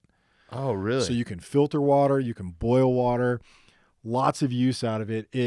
They sent me a couple like 2-3 months ago, and now when I teach a class, so I always bring another an expedient. Are they a sponsor of yours or no? They're just a good. They product. should be. No, I'm always happy to promote good stuff, especially for anyone that's going to the backcountry, hunters, whatever the case may be. But this is now the system that I carry. If I'm bringing any clients into the bush, I used to bring like Sawyers and all these different pumps and stuff like this, but this is the easiest and quickest way that I could potentially rehydrate somebody if they were feeling sick because of, dehydration, whatever the case. But scoop up the water, put it on top, press, unscrew, drink. It's awesome. That's awesome. Yeah. No, I'm definitely going to have to check that out because I forget what the pump is. It's an MSR or some Mountain Research something. Yeah. Pump, and it's badass. It's cool because I've been traveling with a water bladder. Yeah. It's like a 3-liter that fits in my pack, and I drink a lot of fucking water, which is good, dude. Yeah. But how much are you consuming out there to keep hydrated and stuff? Because there's a point. I don't really keep track. I don't. I have. I think I overhydrate most of the time. Are you peeing clear? Yeah. That's hyponatremia. Okay. That's when you start to flush the salts and the minerals from the body. You always want to have like a little bit of yellow in your urine. Okay. Yeah, if you're going clear, it's too much. And It's hard for me to tell too because I take a lot of multivitamins and like with those extra multivitamins it comes out like pink. Yeah, and you're like, orange. Jesus. I think if you're like at an elevation of 10,000 feet, you're up there, something that's going to impact you, just being dry and windy and sun exposed. You can't go wrong drinking. I don't want to say you want to pound water, but you should be drinking water probably every 30 minutes. Okay. Not 8 ounces, but you should be having a source of water that you're just kind of continuously drinking. Yeah. Sometimes when I start to get a headache, I know I need water, and that's the easiest way to tell when I need water. But cramping maybe too. Yeah. Cramping at night means you're like, if you start getting into your arches or your legs or your thighs or anything like that, if you start cramping, you're definitely obviously dehydrated. But I think for me personally, and what I stress to most clients is that one, being hydrated before you go out is important. Like you don't want to wake up from and just be like, oh, don't go drinking all night. Exactly. Roll into elk camp. Exactly. So maintains good hydration, good nutrition prior to, and then when you're out there, it's just supplementing the water. Just drinking every 15, really 30 minutes, a couple mouthfuls of water. And if you start to feel thirsty, then you are thirsty. Like if someone's hiking, they're like, oh man, I could use something to drink. And it's like, you got a thing of water. It's like, well, then you stop and you drink. It's just that continuous paying process. attention to your body. That's it. If you're putting forth the effort, if you're around a camp and you're just hanging around camp, you might not be exerting as much energy compared to, hiking up 14 or where you start. And maybe I'm overhydrating because of that bladder, because it's so convenient. It's got a little straw that hooks onto one of the shoulder pads of the straps of the backpack, clip. and it's like literally you just put it in your mouth. You can do it at any time. Yeah, they are convenient. I mean, I kind of got away from like the camelbacks and the bladders and stuff. Can't boil it over a fire though. Can't boil it. You can't. I mean, you could pop it. There's a lot of things that could go wrong, but it's kind of like this cartridge. I always carry an Nalgene bottle with me though as well for that. Yeah, Nalgene's a great bottle. I carry a single-walled steel water bottle. Okay. So then I can carry water. I can boil water. I can collect water. That's what I carry. So nothing with any insulation in it. You don't want to throw your Yeti. No, it's just going to burn. Single walled, that's the best way to go. And then for rehydration for folks that, I'm bringing out, this is by far the best system. Like I can't so. And that's pretty cool. So I would imagine like some of those stainless steel water bottles and stuff probably have some sort of coating on it, right? So like you don't want to be inhaling toxic fumes or drinking. Yeah, like some of them that are painted and have little logos on it. Mine is just I can't remember the brand, but it's just a single wall black top. I put a little piece of leather on it to carry it, and that's it. So you can throw it in a fire, you can hang it over, you can do a lot of different things with it, but it's essentially a little pot, a little bottle. Yeah. It's because once you get the water, you obviously want to drink it, but you also have to find a way to carry it. And like, you can have a fresh source of water over here, know that you got to walk a day and a half that way. It's like, all right, well, I want to carry some water with me. Do I want to have it in this, or do I want to have it in, like a liter bottle? So that's kind of super important. That's a good hack, though. I'm definitely going to pick one of those up. Yeah, like they have a system, and so when I bring folks out, I have typically my truck, which has like my full trauma kit, some radios, a lot of extra stuff in the event that something was to happen. What I carry with me in my pack is I carry a small butt pack with like emergency blanket, some rehydration tabs, one of these grails that actually attaches the butt pack, an extra blade, some fire making stuff, and then some like lifesavers or some sort of candy. Sometimes people need a little bit of sugar. Yeah, and a little bit of salt, and then a small first aid kit for cuts, abrasions, things like that. That is to address any sort of like minor incident of immediate concern. The trauma kit and all the medical stuff and all those extras remain in my truck. So once we walk away, I carry a small little system just ultimately to sustain whatever kind of issue we could come across and carry on with the training. If it's something major, treat triage, and then if I got to go back to the truck, radio, whatever the case may be, you kind of go that route. So But that's money right there, man. Not Yeah, gonna lie. no, I think where I picked up, I was actually on a military base, and it was at Luke Air Force Base. We were doing a show there, Right and where we were staging all the gear, we were actually building on the runway. It was so badass. Right on. And the base was still active while we were doing it. That's cool. So they were launching F-16s, like, and you couldn't do shit, and we're like on the flight line. Oh, that's cool. We went into this whole like military briefing beforehand. Is like 6 o'clock in the morning, and there's some, general or colonel of the base or whatever. And I got all these like local labor roadie stagehands, with dreadlocks and shit out in the middle of Arizona. Yeah. And they're like, man, I didn't sign up for this shit, because they're telling us, they're like, this is an active flight line. Oh, if you cross the double yellow line or whatever, there's snipers that they can shoot you. Yeah, yeah. So don't fucking cross this line. We're like, okay, gentlemen, like he's got the whole laser pointer and overhead like drone shot or Google Earth up, Shit.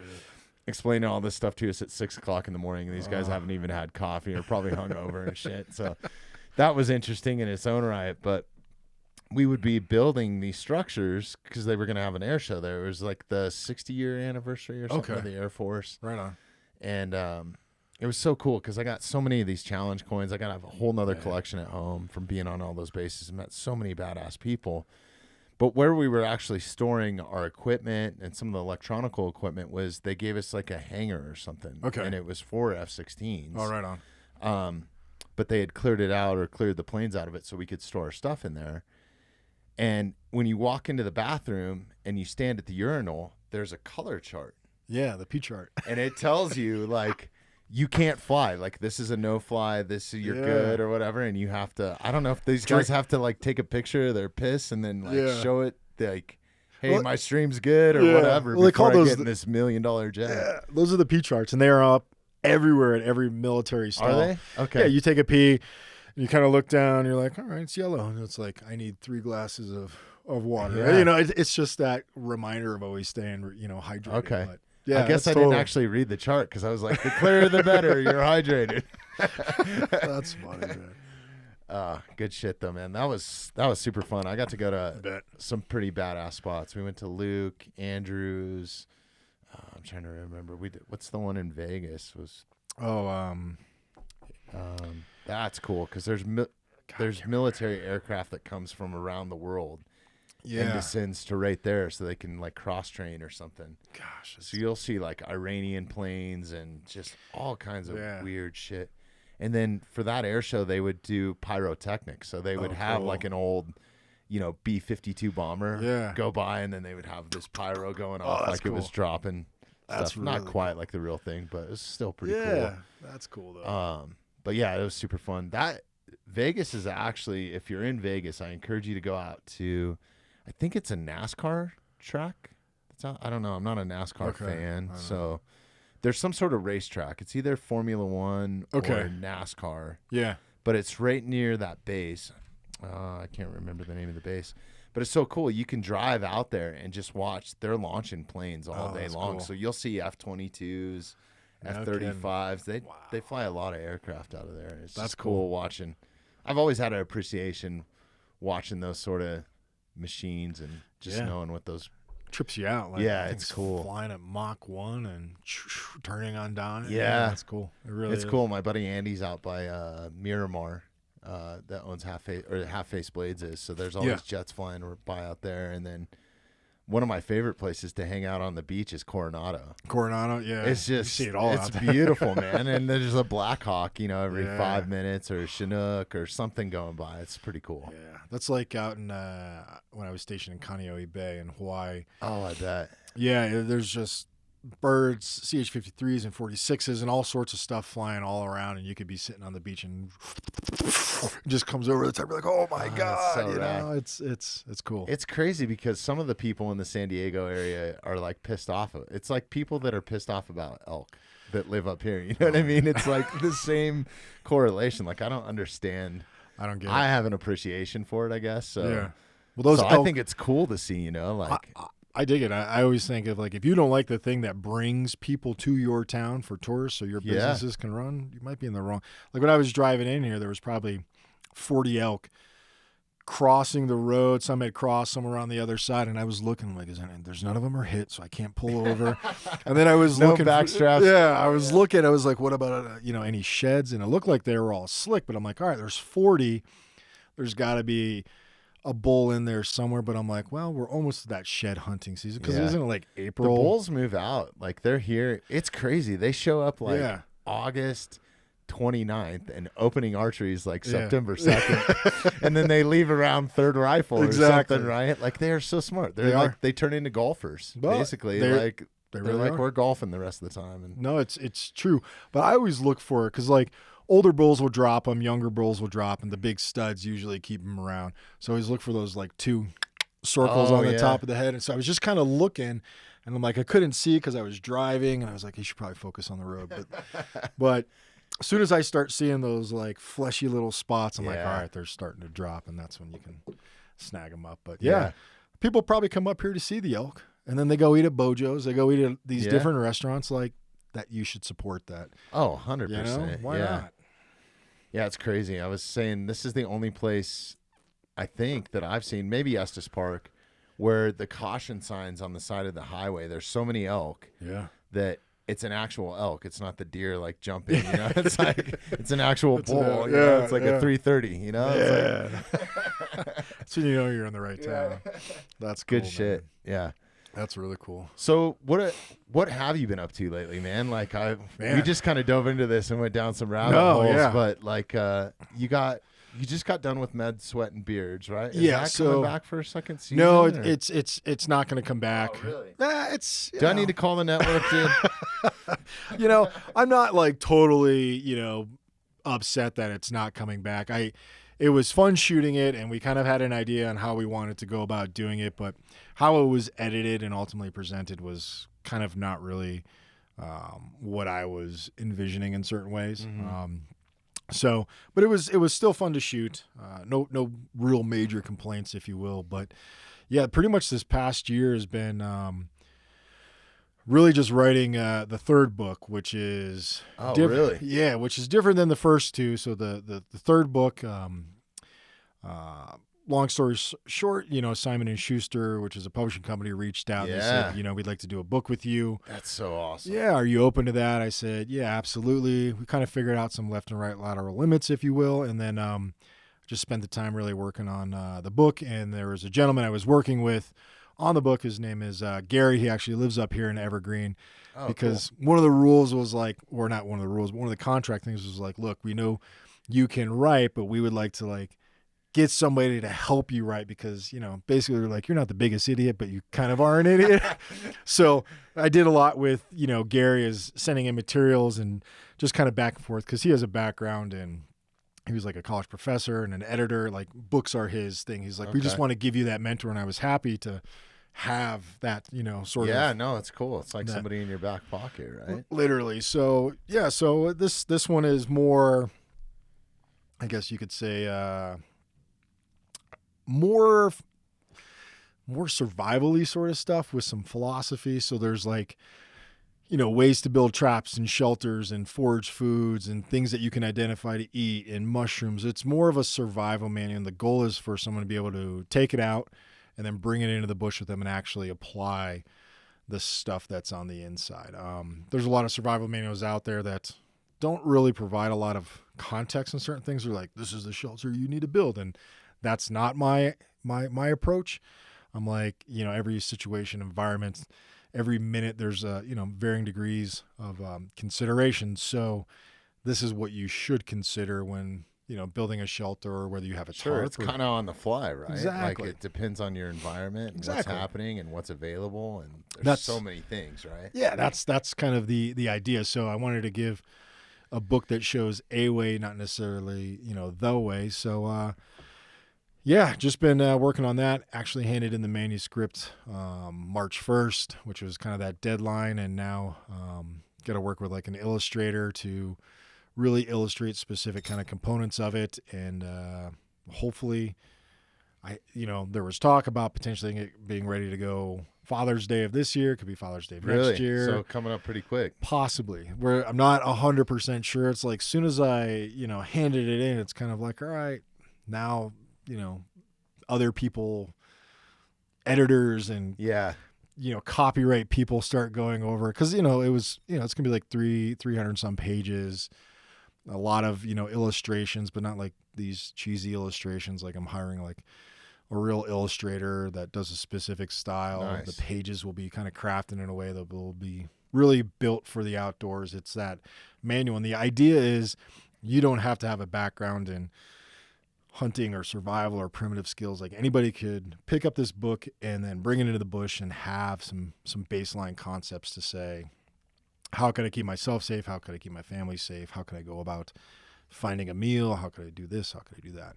So it's more of a manual than like a storybook. Yeah. And There's stories in there because Donnie likes to tell stories. Okay, yeah, hell yeah, good. There's a couple. Yeah. But there's more like knowledge to it, more, this is how you can develop certain skills. So like the title, we're still kind of bouncing around a couple titles here and there, and cool. A few butting of heads. Well, you got to keep me posted, man. I will, and man. we'll definitely we can do another podcast to help promote it once it's out, man. No, That'd I be super appreciate rad, and I'd be glad to purchase a copy whenever it's available, hook dude. you up. So, yeah, Appreciate it. That's awesome, man. You got to stop hooking me up. Dude. No Like, worries. I don't expect any of that, but Nah. it's super rad, man. It's about That's giving. so man. cool. You gave me A Jocko Jocko. Go. I never would have Good had trade, one unless white I man. could. I'm like, it's the only time I'm gonna. Well, we'll send you home with some. We'll send you home with some coffee or some of this other stuff that we have in here. I have a bunch of stuff I've been trying to get made for the podcast. It's just back burner, It's yeah, like wall stuff or like props just or... like some swag. Oh, some t-shirts and hats and stuff. I want to actually get because I get a bunch of these challenge coins. So I wanted to get a coin made, that'd be cool. and it's so cool, being a veteran and having that experience to have a challenge coin, and like I think it would be cool to have one that was like the mountainside or something because we have so many people on. You get some like wood, cut them into like wooden coins. Oh, that'd be dope. And then like burn it with, like you can get those brands and burn it on there. Yeah, dude. That to me that kind of speaks of like sure. Earthy man wood. Yeah, burn. not this polished, high produced. Yeah. Yeah. I mean, these are cool. Oh, man. yeah. These are so fucking rad. I love these things. Yeah, these are cool. But yeah, we're super fortunate.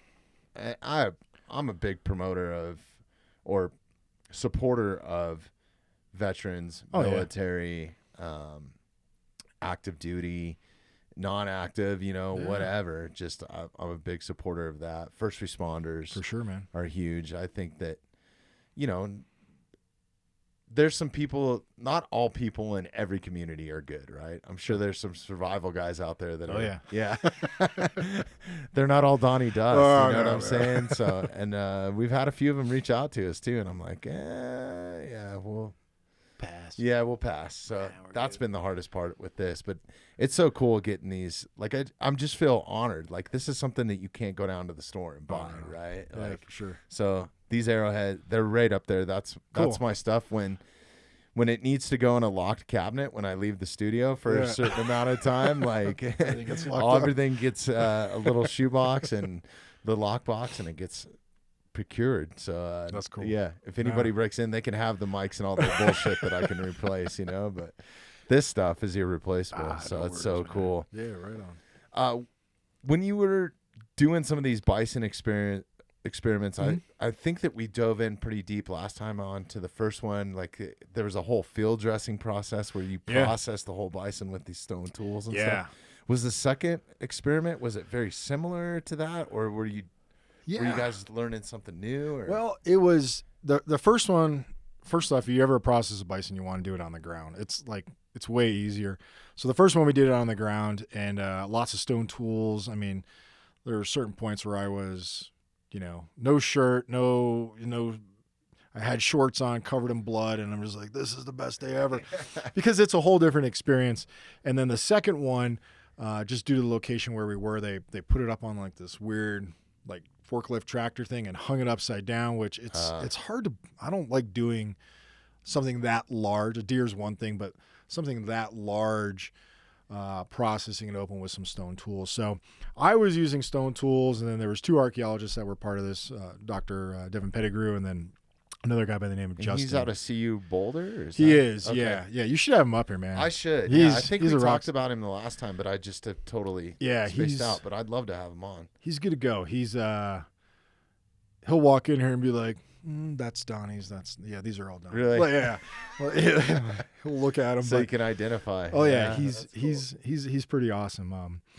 But yeah, this third bison. One of the things I'm going to be doing is for YouTube is I'm going to be building a complete stone tool butchering set from hand axes to get into the bones because sometimes when you break into bones, like you want to show how you can get into the marrow, right? Sure. So I want to demonstrate how to do that, how to use something like a discoidal flake to get into the hide, and then using something backside of this to start peeling off different membrane, but fully butchering it out. And would it go as far as like scraping the hide and stuff too? Or? Yes. So take the hide and then using those same tools, recrafting them into scraping hide, stump scrapers and hafted scrapers. So, doing it the first time, I wasn't involved in like filming. The second one, I tried to capture as much as I could, but there was only 4 of us up there during that. So it was myself, my girlfriend, and then Devin and this guy, Justin. So 4 people throwing 100+ atlatls, writing down the data, taking measurements. There's a lot of work to go around. And then when it came down to the butchering, you're like, oh my God, all right, we've been out here for 6 hours doing this. Now we got to butcher it out. You kind of miss some things, and not necessarily miss, the research points, but like you speed through certain things. And I don't like to speed through things. I want to really get into it. And the first bison we did, there was plenty of, extra hands there, but when it came to the butchering, not a lot of folks were getting involved because it was like, oh my God, it smells. I was like, yeah, let me in there. Yeah. Oh, I'll pull out the stomach. Right. But for this next one, I'm going to bring my boys up, and they helped butcher the last bison once I brought it home. That's Yeah, cool. we set up the big table, and myself and my oldest boy were cleaning it all out. The youngest one's running the meat into the side, and my girlfriend's on the inside, vacuum sealing it, marking it all, and then putting it into the freezer. So there was a whole process involved. Awesome. And you get some meat out of the deal, Oh yeah, right? plenty That's of huge. plenty of meat, Yeah. which is all gone because when I cook, let's just say steak and some rice and some broccoli, my boys will literally eat like 4 to 5 pounds That's of meat. crazy. It's the worst. I mean, it's great that they have the ability to eat that much, but I'm like, you guys, like, Right. seriously, I shot like 6 geese this past year and a bunch of ducks, and I'm like, Yeah. what's going on? I'm like, why aren't we eating that? And they're like, well, let's get to the meat, and then we'll go to the fowl. I'm like, all right. That's it's awesome. It's everything. Yeah, no, it's the same with my kids. Yeah. Like if I let them go through the deer, elk, it'll be gone. gone like that because they have a new appreciation for steak Yeah. and a lot of it. Yeah. So it's like yeah. yeah. It's funny how much they can actually eat. But this third go around, just with some bison stuff, I was chatting with Devin, and I said this go around, I think it should all be stone tools. The last bison we did, I was more focused on some of the stone tools, and they were using some steel blades. But I'm like, I want the bison on the ground. I want it on its side. I'll split down the spine, peel it off this way, create that skin flap, if you will, on the ground. So you can work off of exactly. it. Yeah. Throw your meat on there, clear out one side, guts, pull out the other. So we're going to get in a lot more detail and really capture the butchering process. Because I think Meat Eater did a bison, and I was just looking at some of their... did it with stone tools, though? I don't know. I think they did it with some stone tools, but it was... What they were doing wasn't making any practical sense. Like they were using like a style of hand axe that wouldn't be used by Paleo Indians that were hunting like bison antiquus or even some of the larger bison. They could have, but if you have a specialized skill to make blades, you're not going to be using large, Acheulean and like hand axe styles. You might just pick up a stone and crack the bone, presenting a certain sort of breakage scar in that bone.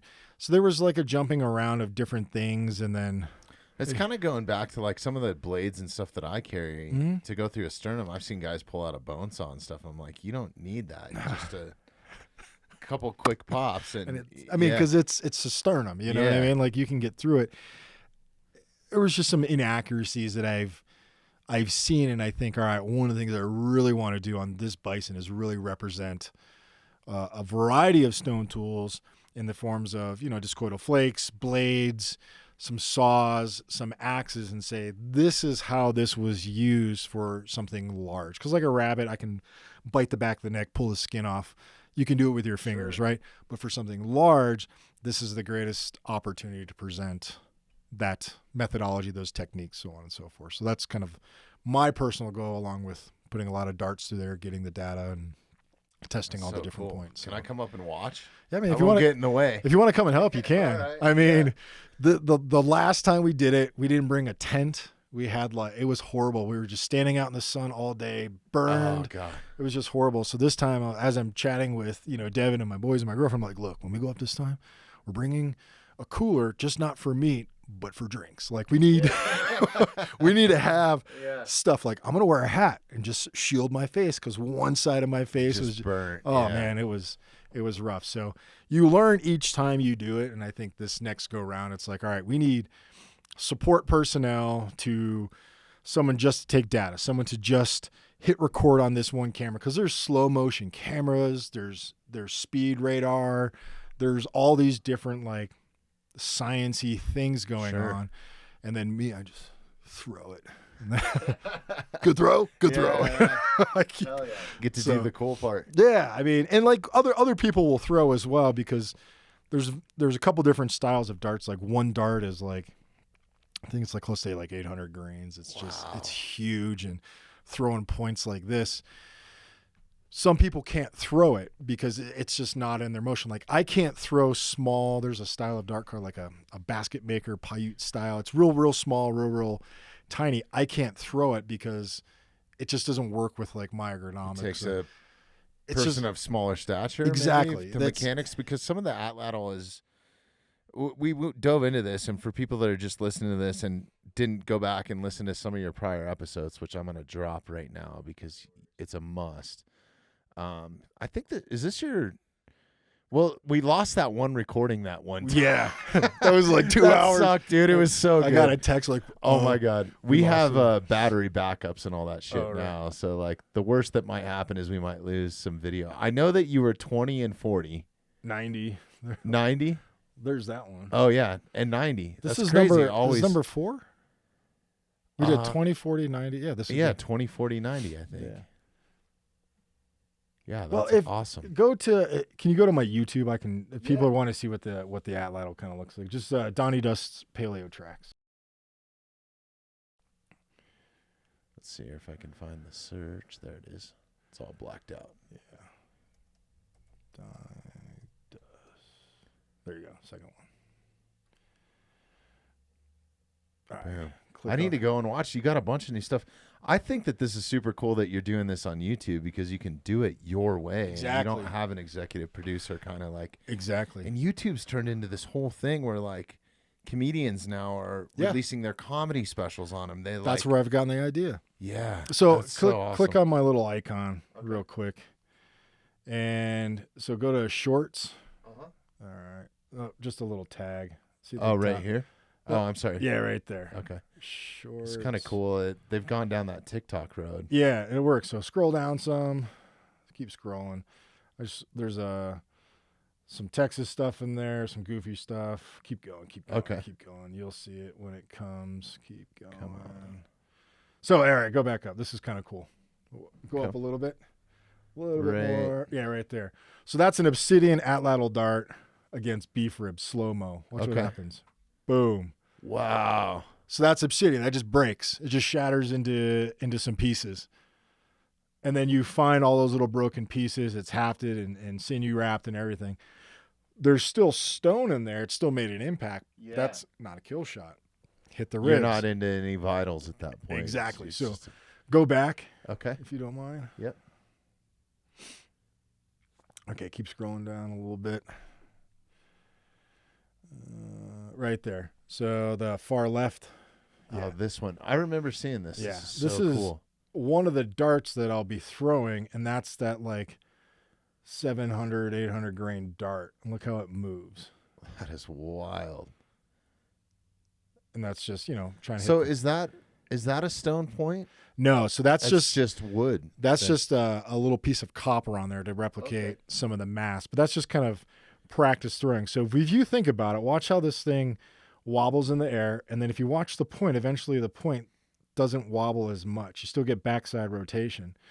So imagine this, doing this, and then making entry, and then going like this. Oh, as God. So that's how people don't realize, like, when you throw something like that and it hits flesh and still has that momentum and that kind of terminal velocity, it's cutting. It's not necessarily going like just straight through. It's got a little bit of this, and then it makes its entry. So, which, if anybody's ever tried to poke a hole in a piece of leather or something, you don't just go, no, right? You have to. You got to work it. You got to wiggle it. Same sort of thing. So, all these future, experiments with some of the bison are going to just really solidify. And Devin's done a lot of work because, there's been other tests to see if, stone points could have been used to kill megafauna, bison antiquus, ground sloths, all that sort of stuff. And the other researchers, they would take a clay pot, hang it from a stand, throw an atlatl at it, hit it with a stone point, and it would break. And they'd be like, well, clearly, these stone points weren't effective against large game. And it's like, what? How are you even using a clay pot? It's the worst testing, non-fired clay pot. So it's just it's just horrible testing mechanics. So that's why Devin has said, you know what, we're going to do this, and this is where we're going to wind up. I mean, we've even looked and trying to get I won't even say like elephants, but oh, really? Like in Africa, they've done some similar tests with elephants like 30, 40 years ago. So, wow. But that's ultimately... that would be cool. Have you heard anything, and I don't know if this is true, I think I heard it on another podcast. It might have been Rogan or one of those, but they are genetically mammoths. Cloning mammoths. I think it's awesome. I think Donnie needs a trip up there, man. I would totally do it. I think one of the ideas is it's in Russia or something, right? Yeah, I think they have a chunk of land. I think there's multiple reasons why they're doing it. I think one of the reasons is without large megafauna trampling down the permafrost, it's intensifying like global warming and all this sort of like mass. So like large animals, like a carbon neutral type thing. They're doing that sort of science to it. I think they're doing the science to kind of better understand maybe who we are and how we hunted, and then to reintroduce a species. And it's so crazy. Yeah, it's so crazy. I think it's kind of cool. It freaks me out a little bit, but I think it's fucking rad too. But it's like.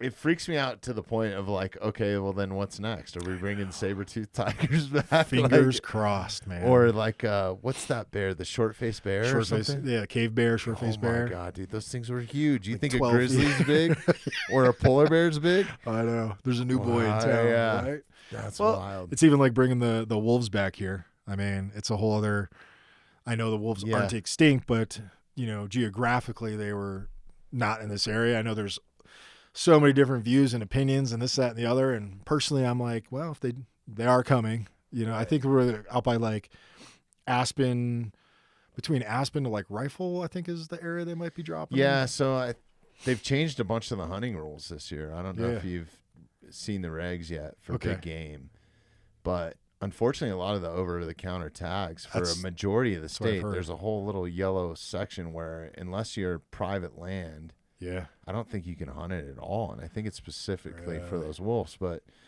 when we had Game and Fish in, they said that they're going to drop them. They're trying to keep them in the state, right? Because what's to keep them from going into Utah or Wyoming? Like, these animals don't understand borders. Nothing. That's why we have wolves here right now. The wolves that we have migrated out of Yellowstone. You know how far that is? That's like 600-700 miles, I think, right? But when you think about it, for them, it's nothing. Oh, it's nothing. It's routine. Right. Yeah. So...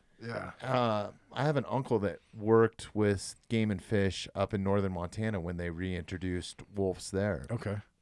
And they took this male wolf in on a brush plane. Okay. And they had a radio collar on it. And the peaks up there, like around Glacier Park and stuff. It's glacial. Yeah. It's glaciated peaks, right? Yeah. Like straight up and straight down. Yeah. That is some wild country if you've never been in it. And it's beautiful, man. It's incredible. Awesome. But they dropped a male wolf off, and just in circles and stuff over glaciated peaks, like they dropped him off high too, I'm pretty sure. He did like 300 miles in, I want to say it was like a couple days, and I could have these facts wrong, but like just looking for a pack, right? Yeah. Or looking for a mate or whatever. And the thing is huge, you know. Yeah. Probably 3-4 feet tall, you know, just this big pumpkin head. And it's cool. He's got some pretty cool photos of it, but to know that they can do that in a couple days over glaciated peaks, I mean, that's nothing, man. Nothing. Drop in the bucket. If humans can run 100 miles over Leadville, right? True. Like, yeah, in a 24-hour period, then anything's possible. It's crazy. But yeah, no, we actually just had our first like kind of wolf negative interaction with a wolf this past week. Jackson County, a couple dogs got eaten, I think, or something. I've heard. Yeah. What do you expect? It's gonna happen, dude. Yeah, it's gonna happen. Especially when you have the dense population that we do. Yeah. I think we're gonna see it here a lot more than they do in Wyoming or Montana, just because the population numbers are.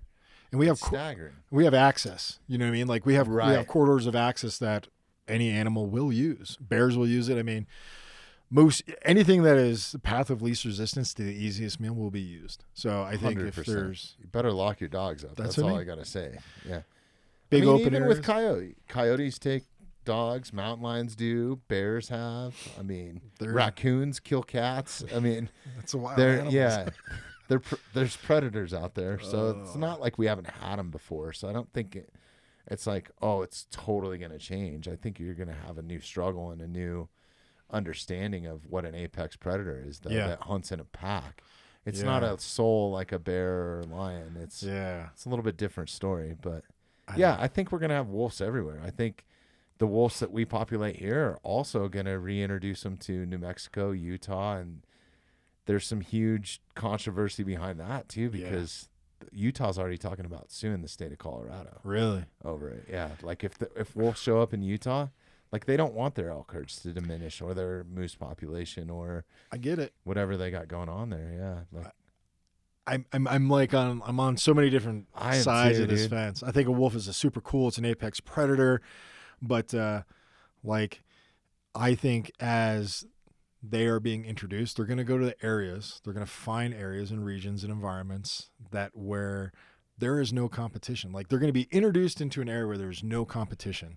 Like there's no other packs that exist. Yeah. They will thrive. They will multiply, and then they're just going to spread out. Like if you think about any species and how it exists, typically there's competition for, mating rights and food and terrain and all these different things. And when you introduce something into an area and they quickly realize like, whoa, we're the only ones, guys. It's like finding some shit out. That's what I mean. It's like we can just do what we want. It's like the Vikings. That's it. Bigger, badder, stronger, multiply, and then it's just going to spread out. And that's my personal belief. Like I'm not a ethnocynologist. I don't understand the mating habits of all these different, like wolves, but Caninus familiaris, is that what it is? Or Caninus lupus is the wolf? No idea. I don't know. Yeah, you're trying to teaching science me talk right now. Who's the dumb one now? I don't know.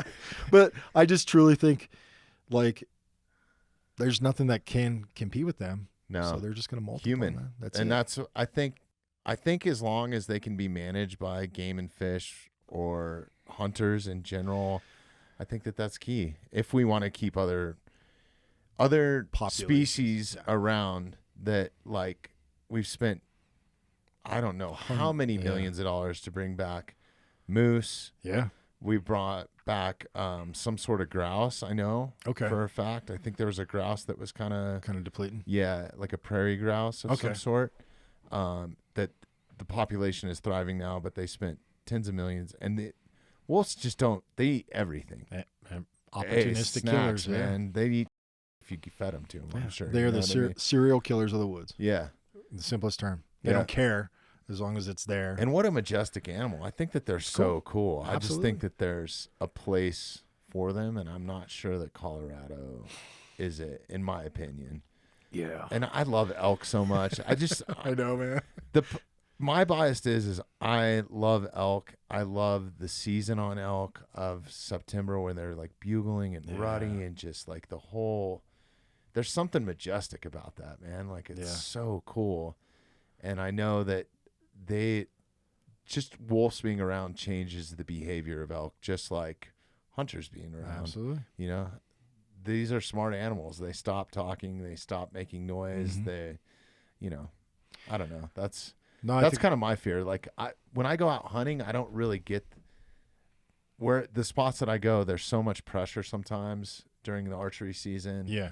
And sometimes I'm not able to go as deep as I want to go just because I want to be able to procure that meat and get it out. So you run into hunters, you know, and the elk there, they don't bugle as much as they do right here, you know. So like I'm hoping that it continues outside my bedroom window at night in the summer. I want to be woken up by velociraptors.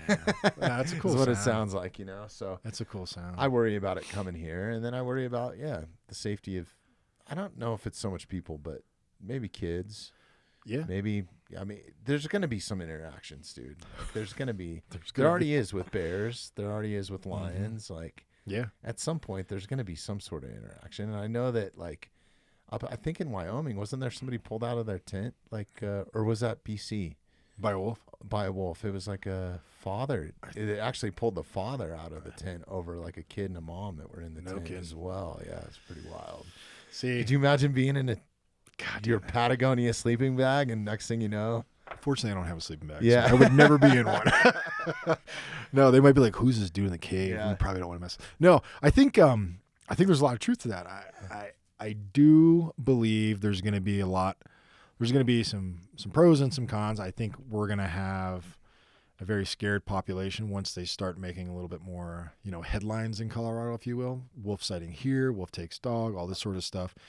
Unfortunately, I think there's going to be more armed people going into the woods, shooting indiscriminately. That scares me more than the wolves, honestly, dude. And that's what my fear is. Wolves, having been into Canada and Alaska and Montana and all these different regions, I've heard, I've seen, and I've experienced wolves, but I am more worried about a guy going out for a day hike and he's with his family or they're going for a camping trip and he's got a 10 millimeter, just like accident. That's what I mean. Accidental discharge.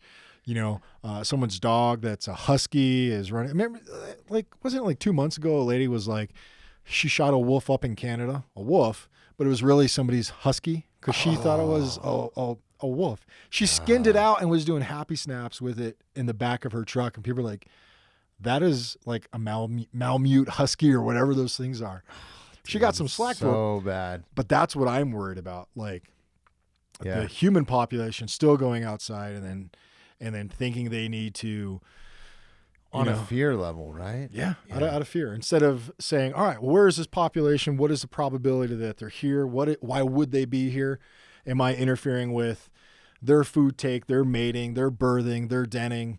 Like, it's just like bears. They're like, if this is a high bear area and this is where, mama bears are taking care of the baby bears, then that's not where I want to be because I naturally present a threat just by presence. Same thing with moose. Yeah. Same thing with everything and anything. Like if I present a disruption to that animal, like, well, of course you're going to get jacked with. Yeah, of course. That's about the only time you're going to get jacked with, right? That's the only thing. They're fearful, or that's it. Or if I provide an advantage to the animal through the means of here's a dog, here's a cat. I live on the edge of the woods, and I'm always, throwing out. I have rabbits, and I'm always throwing my carcasses of rabbits on the opposite side of my fence. Well, of course you're gonna have coyotes and all these. Right. Like a person's habits are gonna chickens, dude. Perfect. Everybody up here gets chickens for the eggs, and they're like, oh, I'm gonna homestead or whatever they're doing, right? And it's like, dude. You're just creating problems. Yeah. All these fox up here? Yeah. Done. Fox, bears, doesn't matter. Martin, like, marmot. I know so many people that have chicken coops and it doesn't work. No. Unless you're going to put them like in a barn. And then even then, well, rats will eat a chicken. Yeah. You can't even lock them in a steel in your car. You know what I mean? Yeah. Like, it's crazy. I think that there's going to be a learning curve with the wolves too. Because like all species of animals, I think that there's a learning curve. Like elk learn, okay, when I bugle, it calls in hunters, and I've been duped and called into a hunter's call, so I'm going to stop bugling now, right? Like they're fucking smart. So true. But I think that there is a learning curve that comes with that, and I don't think it's fair to the species of wolf that they're dropping here. If you're really on the side of being an animal activist or animal rights activist, you also got to appreciate this perspective, and I think it's something that's overlooked. they're the ones that are going to have the most negative side of it, right? Like they're going to have to learn how to cross I-70. Dude, it's going to be bad. They're going to have to learn how to cross 285. Yeah. They're going to have to learn how to cross Highway 9. Like it's going to be rough. There's major arteries of highways that break up our state that go over the Continental Divide, right? Cut it in half. Then they're also going to have no human interaction. Yeah. Where they've been plucked from. I have no idea where they're getting these from, but I imagine Canada somewhere. So you're taking them from some place where they have no human interaction to drop them into a state where there's 7 million people with JBL speakers and hiking in the woods and kids running around, and like it's going to be a learning curve. They're going to have to learn what not to do, and unfortunately the first part of it's going to be rocky, I think. I don't think wolves are going to spend too much time learning what to do. I think they're going to quickly adapt. I do believe, they're going to have to negotiate some of the thoroughfares, roads, and stuff like that. They're going to be wolves. Wolves will wolf. You know what I mean? Yeah. They're going to be like, can I eat this? Yes, I can. All right, pack, let's go do it. They're opportunists. That's it. The best serial killer you could come up with. Yeah. And then when you think about humans, I think they're the ones that are going to be like, I won't make any changes. I'm going to be the one that's, I'm still going to do what I'm going to want to do. But it's like, again, you need to educate yourself. Where they're at, how they're roaming, what they're feeding, what the specific times of year are. I think that's going to be kind of a unique dynamic, because I know already think in my mind, I'm like, all right, if I'm going to the backcountry with my dog, he could be eaten.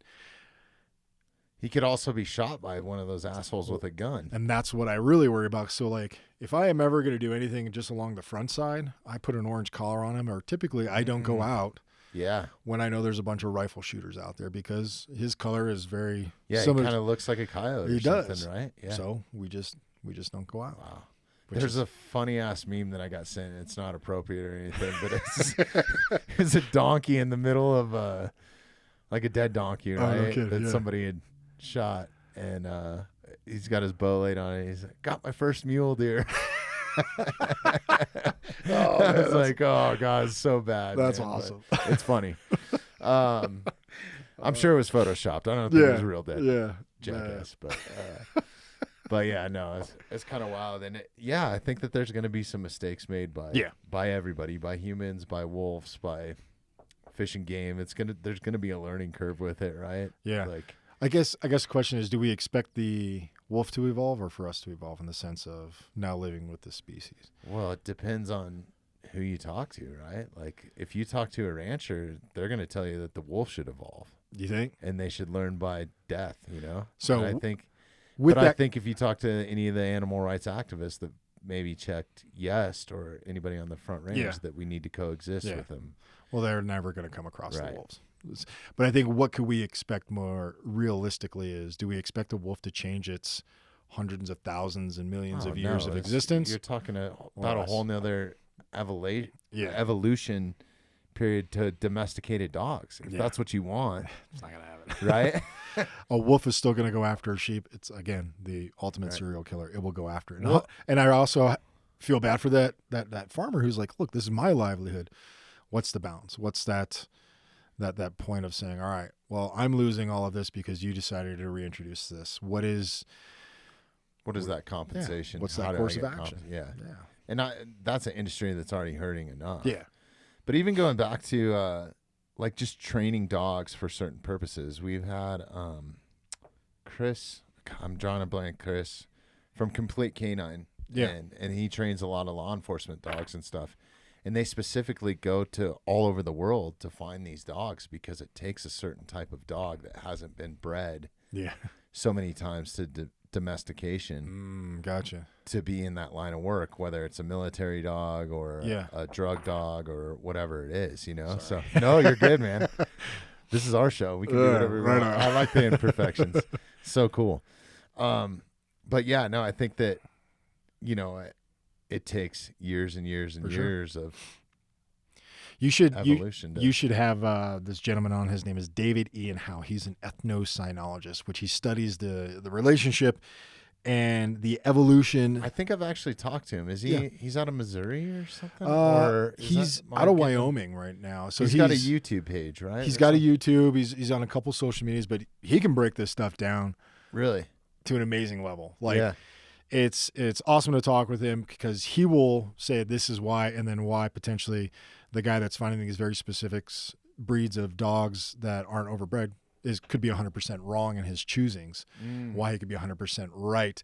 Where like how he goes, like the differences of dogs and foxes and canine, like all these, like that's his world. And I never knew what ethnocynology was. That's my $10 word for the day. Okay. But that's what that is. But it's the study of canines. Yeah, the canines and our history with canines and how we essentially took these wolves and then over time developed them into be our four-legged companions that we have today. Have you ever had any interactions with wolves in any of your time? Because, I mean, you probably are somebody that spends more time in the backcountry than anyone I know.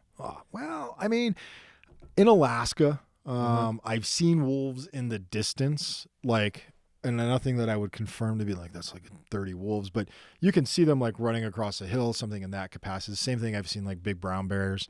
I've heard them howl quite a bit up in Canada. Like you can genuinely hear, then you're like, oh my God. And that little bit of instinctive pucker factor kind of goes on. But I've never had any sort of close interactions with them. That will be awesome to hear here. What, wolves howling? Yeah, scary at the same time, but yeah. Look, my personal belief is this, aside from like saving the animals, hunting the animals, human rights, animal rights, this is my personal thing. This is my personal belief. I'm all for, if they're here, they're here. And I don't get to say, yes, you can vote, put your check mark in there, but like my life can be impacted greatly because I go into those environments. Mm-hmm. If you live on the front side, you do not get to vote. It's the same thing if you want gun control and you don't own a gun, you don't get to tell me what to do with mine. If I don't have a woman's body, I'm not going to tell her what to do with hers. So like, if you are part of that, then your input 100%. Is valued. Otherwise, keep your opinion yourself. You live in Boulder and you go to Starbucks 3 times a day and do all of your stuff, and you want to make an impact on a farmer's life who lives out on the western side about the goats and the sheep that keeps his family alive, your value, you have no input in my personal opinion. Yeah. Like, I personally believe the state wanted to do it right, where they were going to put those wolves in the counties.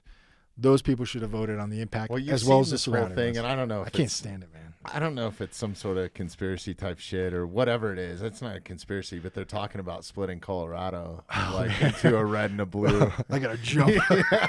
Like on the divide. Well, they're doing it in Idaho, right? Are they? Yeah, like a certain portion of, I think it's Oregon is shifting to the Idaho states. Crazy, dude. And I guess it's just more division, right? It's just more division. It's like, I think the real value comes in having a conversation with people, whether they believe like your beliefs or not. I mean, we have listeners that I've talked to, firsthand. Yeah.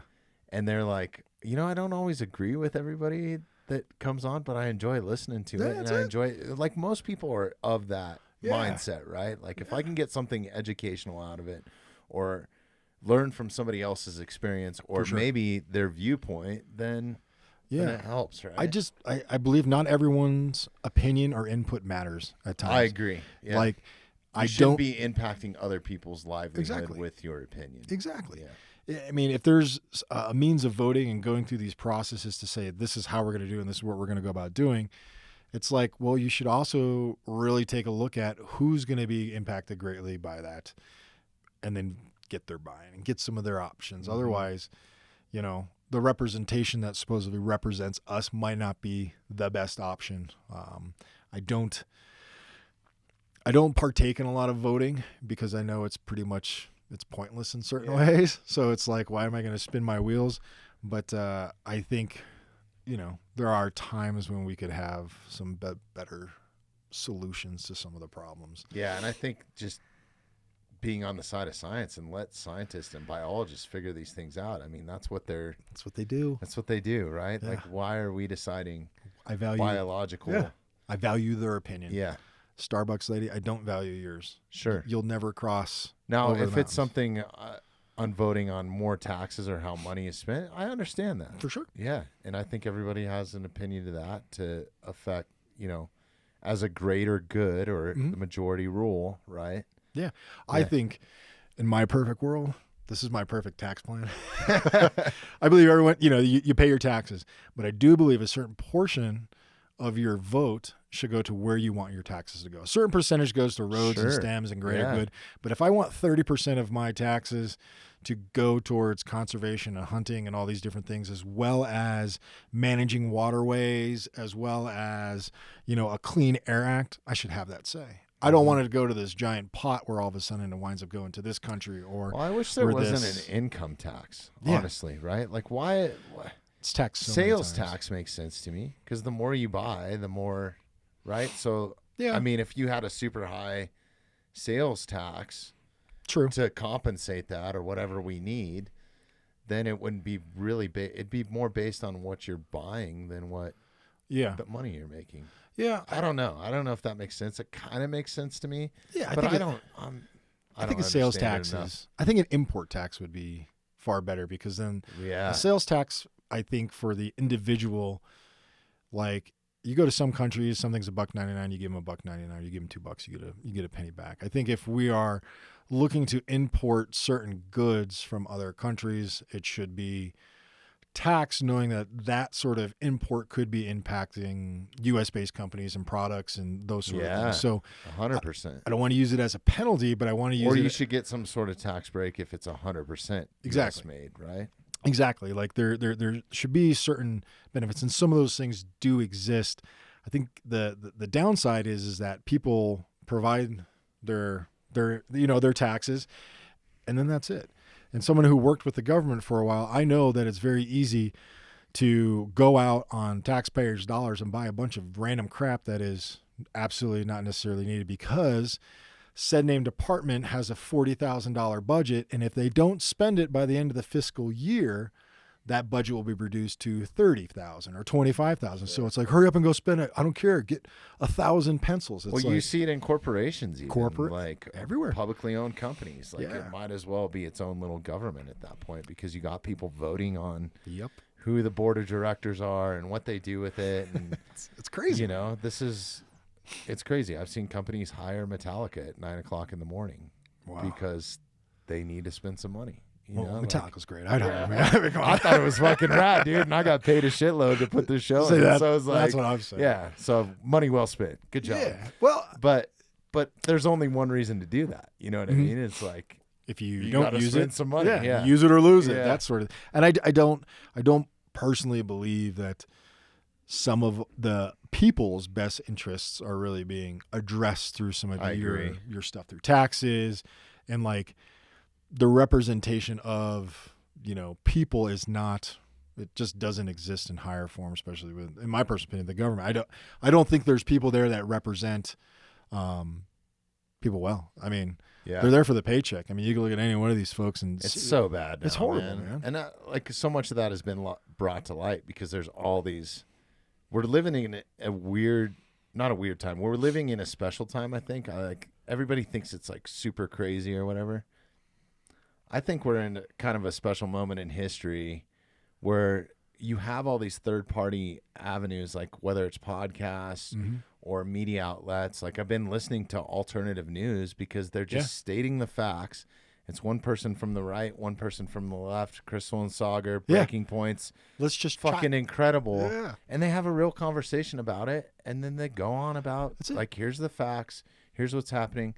Here's maybe what could happen. Here's a little monologue on how I feel about it, but it's a monologue. It's not a If you don't do this, you're a piece of shit. Well, it's like even I think it was Matt Taibbi who does like the stack. He's fucking awesome. Twitter files. They had him up in Congress trying to be like reveal your sources. He's like, I'm not going to reveal my sources. So you're telling me, and I was like, that is like what is going on? Like, where are we going? Is the government and certain sides of the government so butthurt that they got caught? Like oh yeah, on I all think the it's exposing a lot. It of that is, shit, and they're right? like trying to backpedal, be like, well, it's this. It's like, no, you just someone who was a counterintelligence agent for many years, you got busted, you got caught. I'm not gonna I listen and I'm like, these people they're a freaking joke, man. Like, total blatant lies. It's fucking insane insane that they still have their job because in any other profession you would be gone, right? They're in my tribe. Or in jail. Exactly. Right? We're talking about breaking laws here too. It's not laws. I drive down the road. I get a ticket. That's I got a speeding ticket last week in Vegas, man. Shouldn't have rented the Charger. You know? That's guaranteed right there. Well, it's people get away with stuff, and it's typically these people with money and power and influence that get away with stuff, and then it kind of circles back to the surface level, being like, 5 years ago you did X, Y, and Z, and if that was the average person, they're going to jail. It's like all these political people. I say it's my P's: priests, politicians, and professors. I typically don't trust. Yeah. I have no reason to trust them. Or you could go priests or prophets, and depending on where you're at and who you're talking to, it's not out of malice, but it's like I listen to what they say and I just think about it a little bit more compared to if you're like, hey, this is what I did yesterday. I'm like, oh, right on, man. And if they're like, this is what I did yesterday, I'd be like, really? Did you really do that? Right. What are you looking to gain from, you know what I mean? Yeah, and everybody that's in those sort of positions it's almost like power, money. They're looking for power. Yeah. It's a power status type thing, right? Yeah, totally. Totally. It sucks that it's that way, man. It really does. But I'm sorry. So I'm going back to the wolves here. Yeah, and that was a great little vent. No worries. I didn't think you and I would get into politics there, but I love it, dude. It happens. Yeah, it's good. So your interactions with wolves, I've gone to Yellowstone and tried to like photograph wolves, and it was a total waste of money. Okay. I think I saw a wolf at like probably 1,000 yards that I did not have the camera equipped. Like the lens, you would have to haul it in on a flatbed trailer to try to photograph. Man, that's rough. Right? Yeah. You know, so it's like, okay, noted. These are not easy animals to go find. And we hiked our asses off. We did all kinds of stuff. Like we went where, you know, park rangers had told us, like we did our homework even going into it. And like we saw one wolf in a like come out of a tree line for like 30 seconds. Well, that's what I said. I mean, I would think it was a wolf if I saw one and two at a distance in Alaska, but the wolf is, I've said, this is the ultimate serial killer. Think about it. Very rarely seen, kills indiscriminately, does not care, does not matter. It will maybe take a little bit of trophy, maybe it'll eat, you know what I mean? Yeah. It is the purest form of a serial killer with friends. You know what I mean? Because it's rolling deep. On the move. Yeah. That's it. It's a cult, a pack. It's one of the smartest animals you could possibly like when you really think of like animals working, you know, collectively together to, you know, obtain some sort of goal, food, the longevity of their life and dominance in an area. They will master it pretty darn quick. That's why I don't think they're wolves when they start, you know, really, you know, impacting this area. It's not like they're gonna care. The only thing they're gonna have to adjust with is a little bit of human coexistence, but they're really not. They're like, you know, oh, now I don't have to go, you know, run down this young, you know, cow, elk, whatever the case may be. Mm-hmm. I'll just go eat your mastiff or your chihuahua or whatever the case may be because that's easier. I mean, they eat each other. Yeah. Somebody screws up in the pack. I mean, it's gone. They don't have politicians. It's eat or be eaten. I like kind of wild. I like that. Yeah, man. Do you have any time constraints? Can you hang out for a little bit? Or yeah, I'm golden, okay. Man. So your background, this is something that we've never really dove into is your military background. Do you even want to talk about it? Sure, yeah. Like, I'm just curious. Like we've definitely talked about, you know, what was your catalyst kind of growing? Yeah. Not growing up, but growing into what you are now as a paleo survivalist, modern day caveman, that sort of thing, right? Like, and I think you just recently posted some stuff about that. It was cool. It was like some old photos of you with like everything from REI, the helmet, the ice pick, the whole thing, like mountaineering, and then to what you are now, which I think is super cool. And, but yeah, I guess we haven't really dove into like, what was your childhood like? Did we talk about your childhood? I mean, I think we've hit some wave tops as far as, you know, my childhood and all those specific things. And I had, you know, a normal childhood. You know, I think the cool thing about like my parents was if there was any struggles or difficult times with money or anything like that, it would never be known to me. It was never, bitches never went down. You know, I mean, they would never complain in front of myself or my sisters. They would always address the things as two responsible adults would in the privacy of their own room or when we weren't around. So everything was very, I wouldn't know if, If you were going through a hard time. If we were going through hard times. And that is, like, in my mind, the perfect example of what a parent should be. It should never be an issue of it's the child or it's this or it's the environment. A good parent will never make it known to a child, and that child will just continue to be happy. That's a great point. And I think... And it can go the opposite way, too. You can oversell stuff, right? Yeah, absolutely. Hey, look at this. Whatever. See this new dial-up phone? You're like, oh, my God. Awesome, yeah. I wouldn't know, and I would love to be able to say, there were hard times and there was good times. I wouldn't know if there was hard times because I think my dad specifically, along with my mom, they are from like Detroit, Michigan, and there's some hard folks there. Yeah. So I think if that's never been a soft place, can tell you that. It's not. I mean, I was born in Flint, Michigan. My grandfather was a truck driver. My mom's mom was a single mom of like 5 kids, and they handled their business, and they were not going to make it known to their children if they were having a rough time.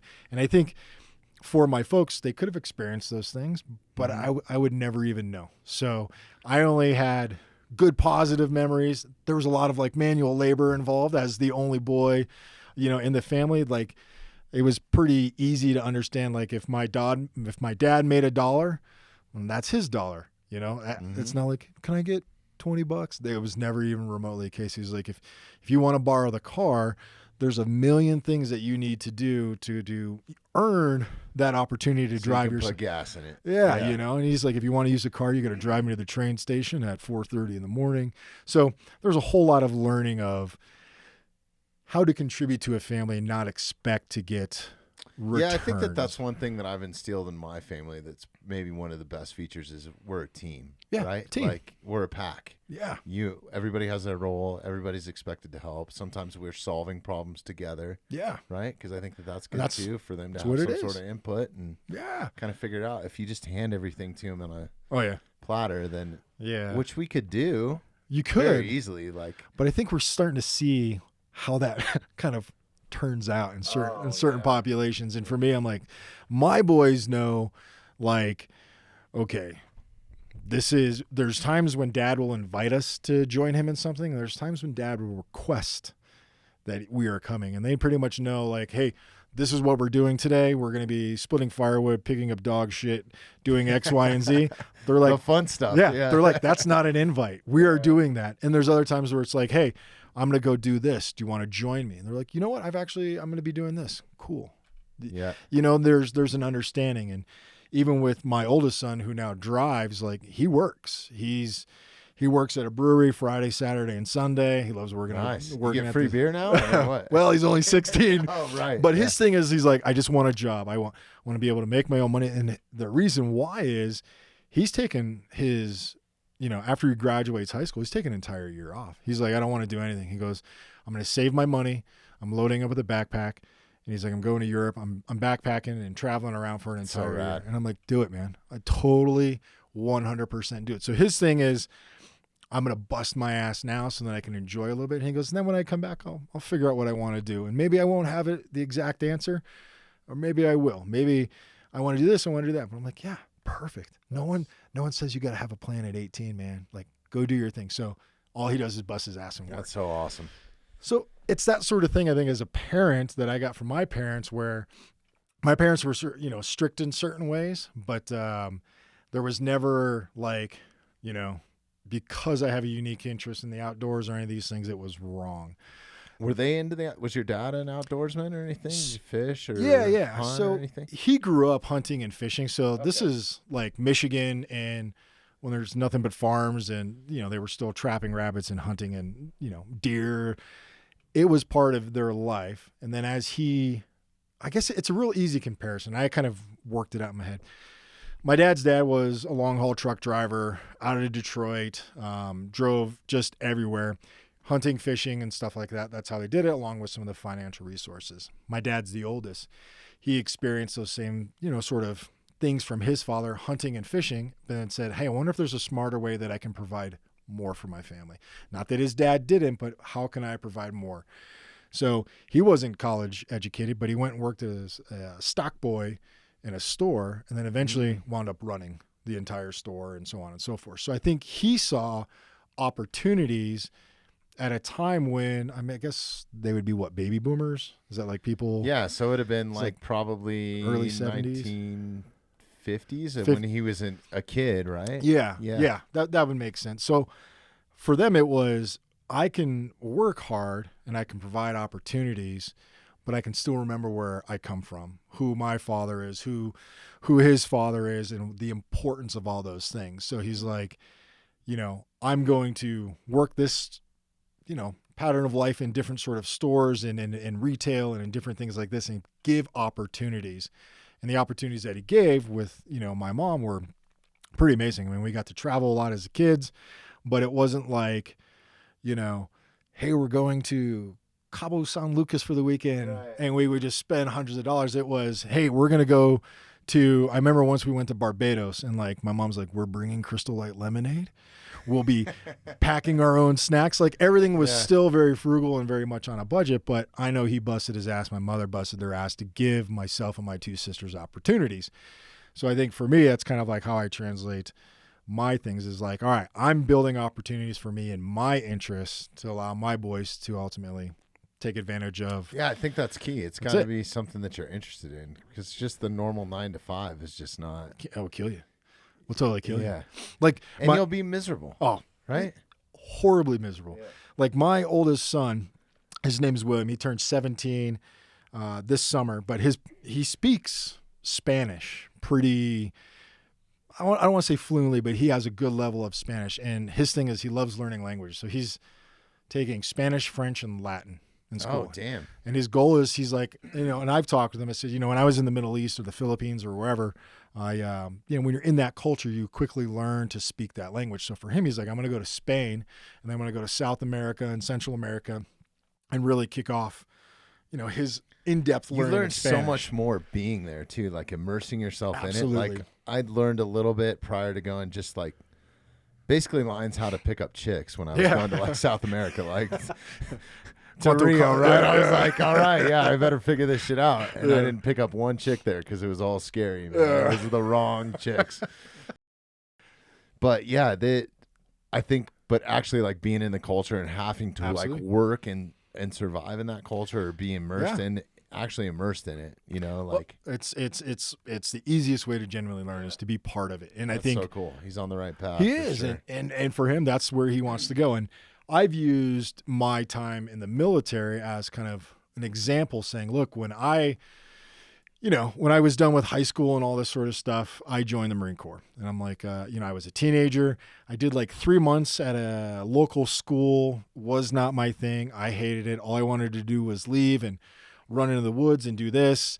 And, I was working at like the butcher counter at this grocery store.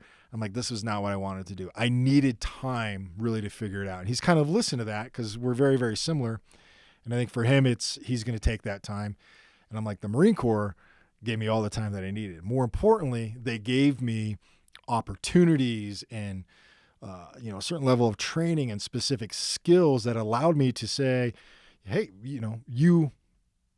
what you've been into is definitely, applicable here. It was very easy for the recruiter when I walked in, and he was like, so what do you like to do? I'm like, I like to hunt. I like to fish. I like the outdoors. He's like, perfect. You're great for the infantry. I was like, sounds like a great deal. That was it. I walked in and like, I took a few of the tests, but I was already 18. I came home, knocked on the door and said, hey mom, hey dad. And they're like, hey, how's it going? I'm like, guess what? And they're like, what? I'm like, I'm going to the Marine Corps. And they were like, oh my God. They lost their, they were pissed. Didn't run in the family then. No. Okay. My a lot of times it goes like generations deep, right? It does. My dad's dad was in the Army for a chunk of change. I don't know the full story, but apparently he stole a Jeep when he was in the Army. Him and his buddies were drinking, and then he went through the front windshield and he got kicked out.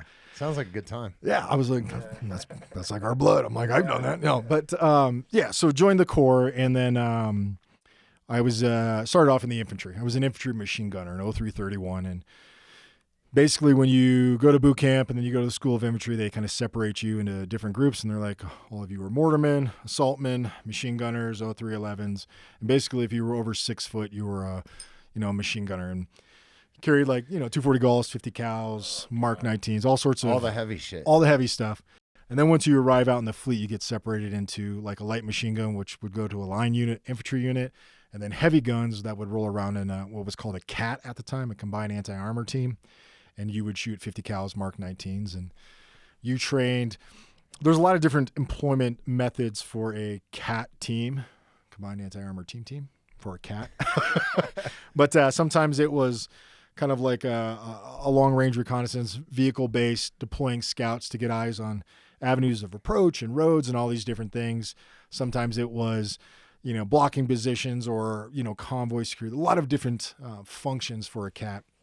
And I was part of that, and this is all before. Was this pre 9/11? Pre 9/11, and we just trained. We did they called them UDPs or unit deployment programs to Okinawa and various countries and trainings and stuff. So you got to do some traveling with it then too. Yeah, I got to do some traveling, and then right when I was kind of done with my first rotation, there was a place called like regimental schools for out in Kaneohe Bay, and they were like, hey, we'd like you to come and teach at schools, because I had been to squaw leader school, graduated like top of the class, helicopter rope suspension, they call it Hearst training, and then we just called it Baywatch or McQuist, the Marine Corps water survival sort of school. So I went to a couple of those schools and ultimately went over there and taught how to essentially be an instructor at those schools. So I taught squaw leaders, Hearst, and various components of McQuist.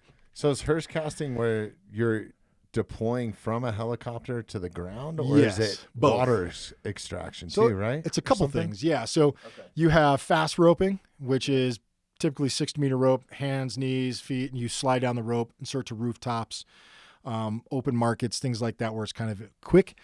Then you have rappelling, obviously, out of, a bird, you're rappelling down onto something. And you have spy rigging, which is special patrol, insertion, extraction, which is essentially a rope that hangs out the belly of the bird, and it's on the ground. Like, you can be in something, maybe like 10 by 10, 100 square feet, a small little area.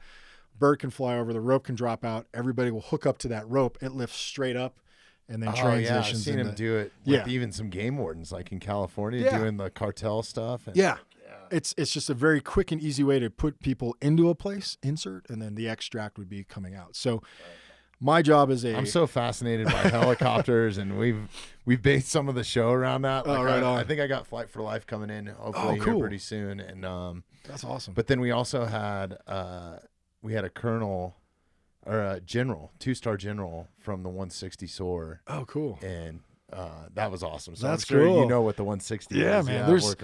There's so many great air units and air wings out there. I mean, helos have always kind of like tripped me out, but after spending a great deal of time in them as a Hearst master, which was essentially to train infantry guys, a couple designated guys from each platoon or company, how to rig a bird for fast roping spying, how to communicate with pilots.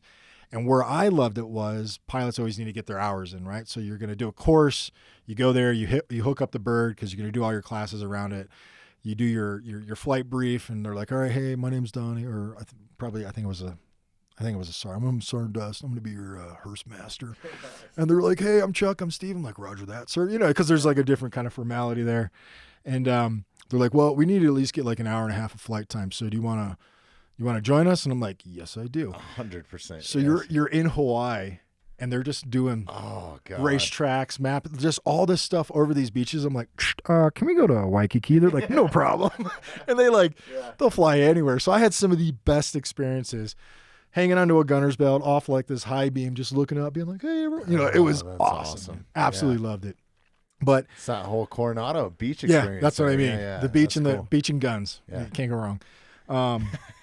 And then, 9/11 kicked off, and I was kind of in like a weird spot where I was at schools and trying to deploy there. And I made it back to the States. Long story short, I wound up teaching the last maybe year of that enlistment at the School of Infantry, and then got recruited into the counterintelligence, human intelligence field. Oh, no shit.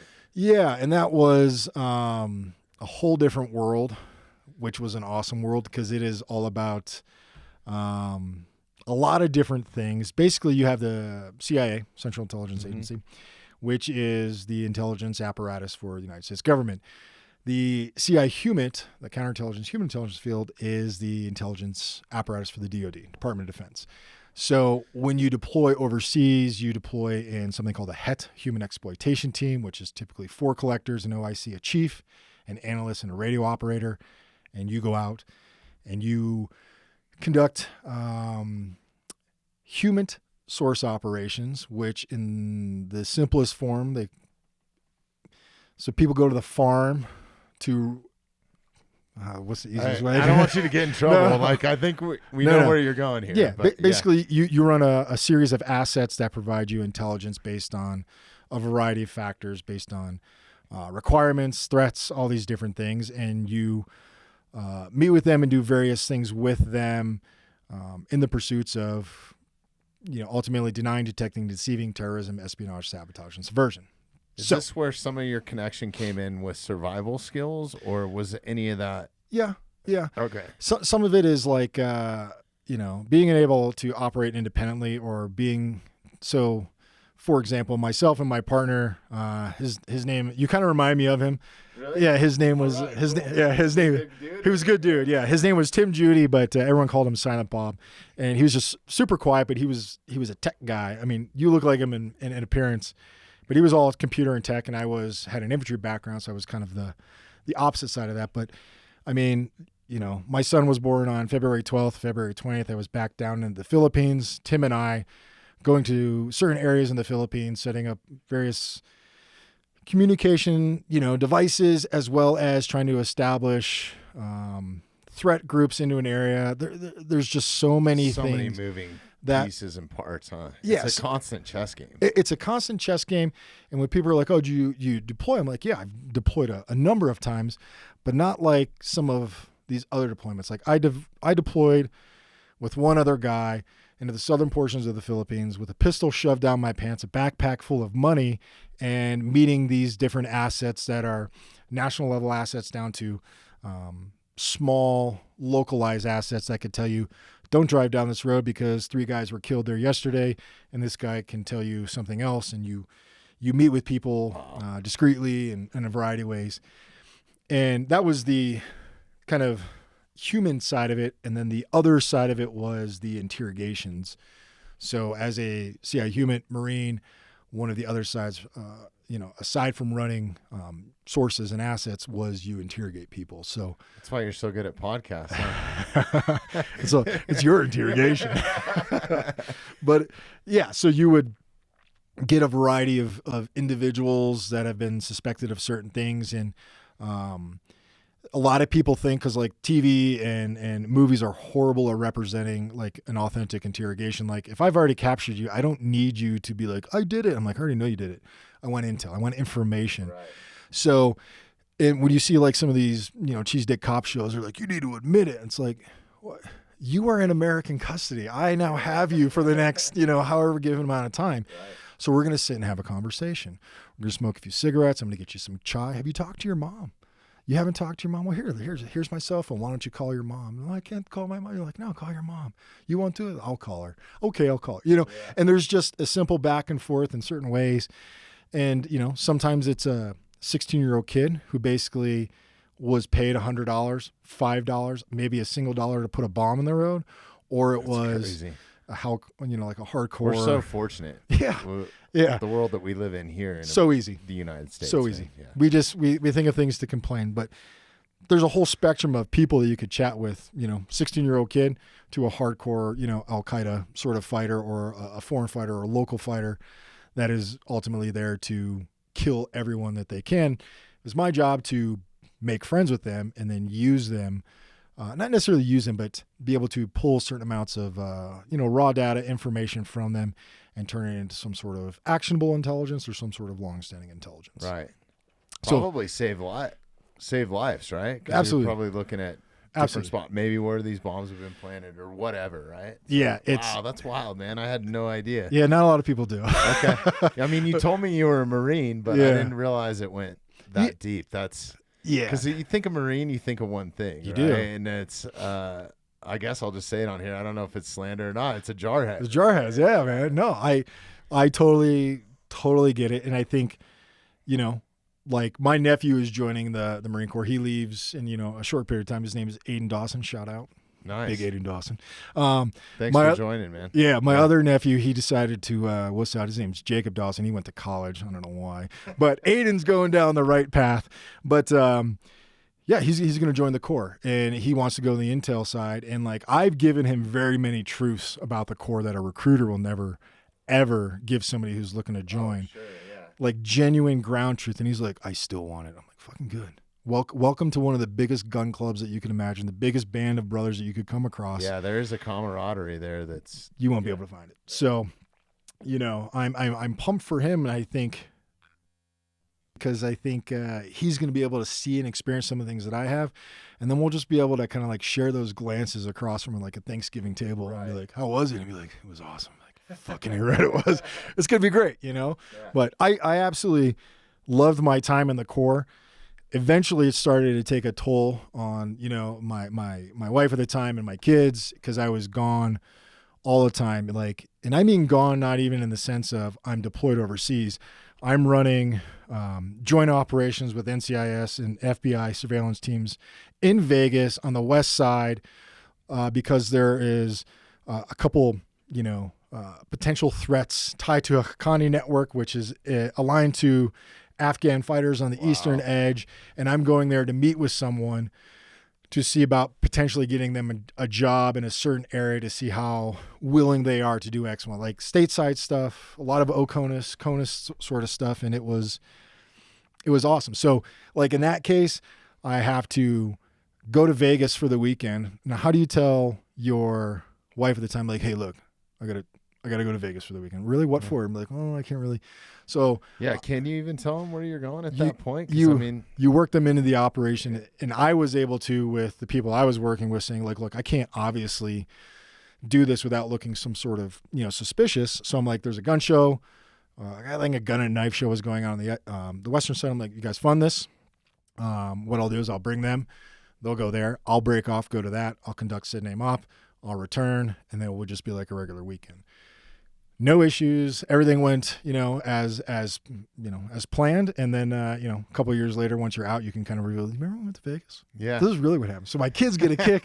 Like I did a stateside surveillance op where I had to do a static position where I was in a Pizza Hut and there was some sort of like weird thing going down. This is in California. And I had my two boys and they were young. Like one was 3 and one was a newborn. So I'm in there with a baby carrier and my oldest boy. And I'm like, we're going to go to Pizza Hut. And they're like, all right. And I'm like, that was my spot. So I had to look out this window. Long story short, I was in a static spot, and they get a kick thinking like, so when we were really young, we went on a surveillance off. I'm like, yes, yeah. We did. They're like, oh my God, that's so cool. I even changed your diaper on it. Yeah, I'm like, you guys don't remember any of it, but that's so crazy. Yeah, so it's a whole different way of living. So even in the Middle East, spent some times with Bedouin cultures, living with them, and Southern Philippines, and all these different places. So I think when it comes back to a lot of the survival and some of the unique skills that I kind of come across, it's actually living with these people in various means in wartime, as well as in like, you know, simple times, you know, helping them build a well and why the importance of that water and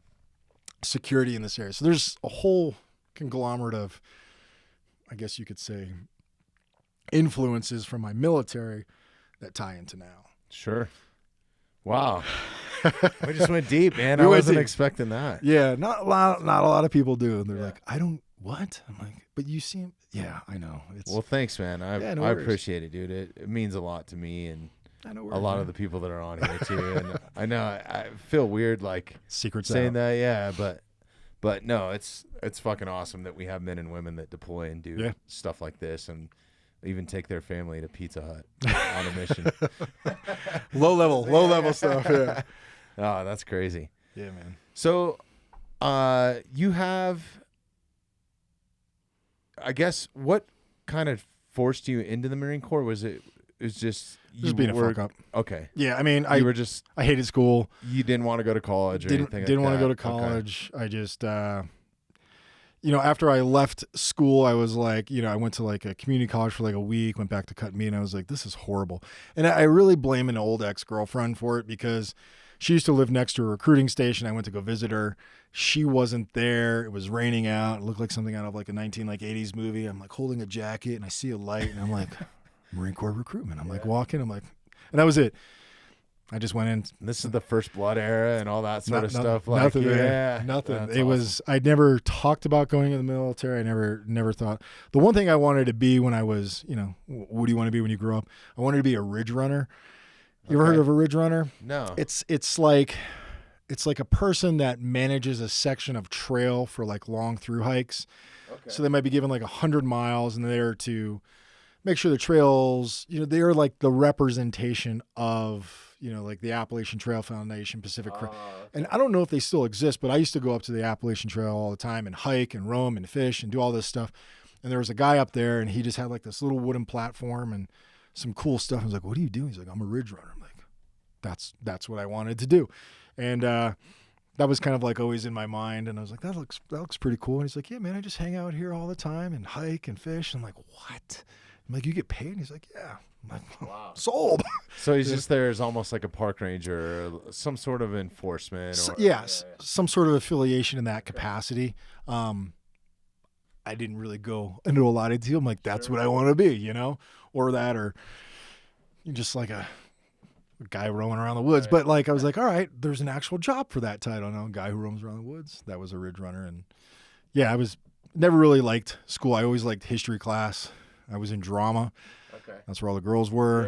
Yeah. I was an easy one. All like the home ec classes, I always enjoyed those. But when it came to like math, and I was never into it. So yeah, the Marine Corps was it was a good option as far as really helping me kind of like build upon what I knew and giving me new tools, new knowledge, and definitely enhancing some of my physical abilities.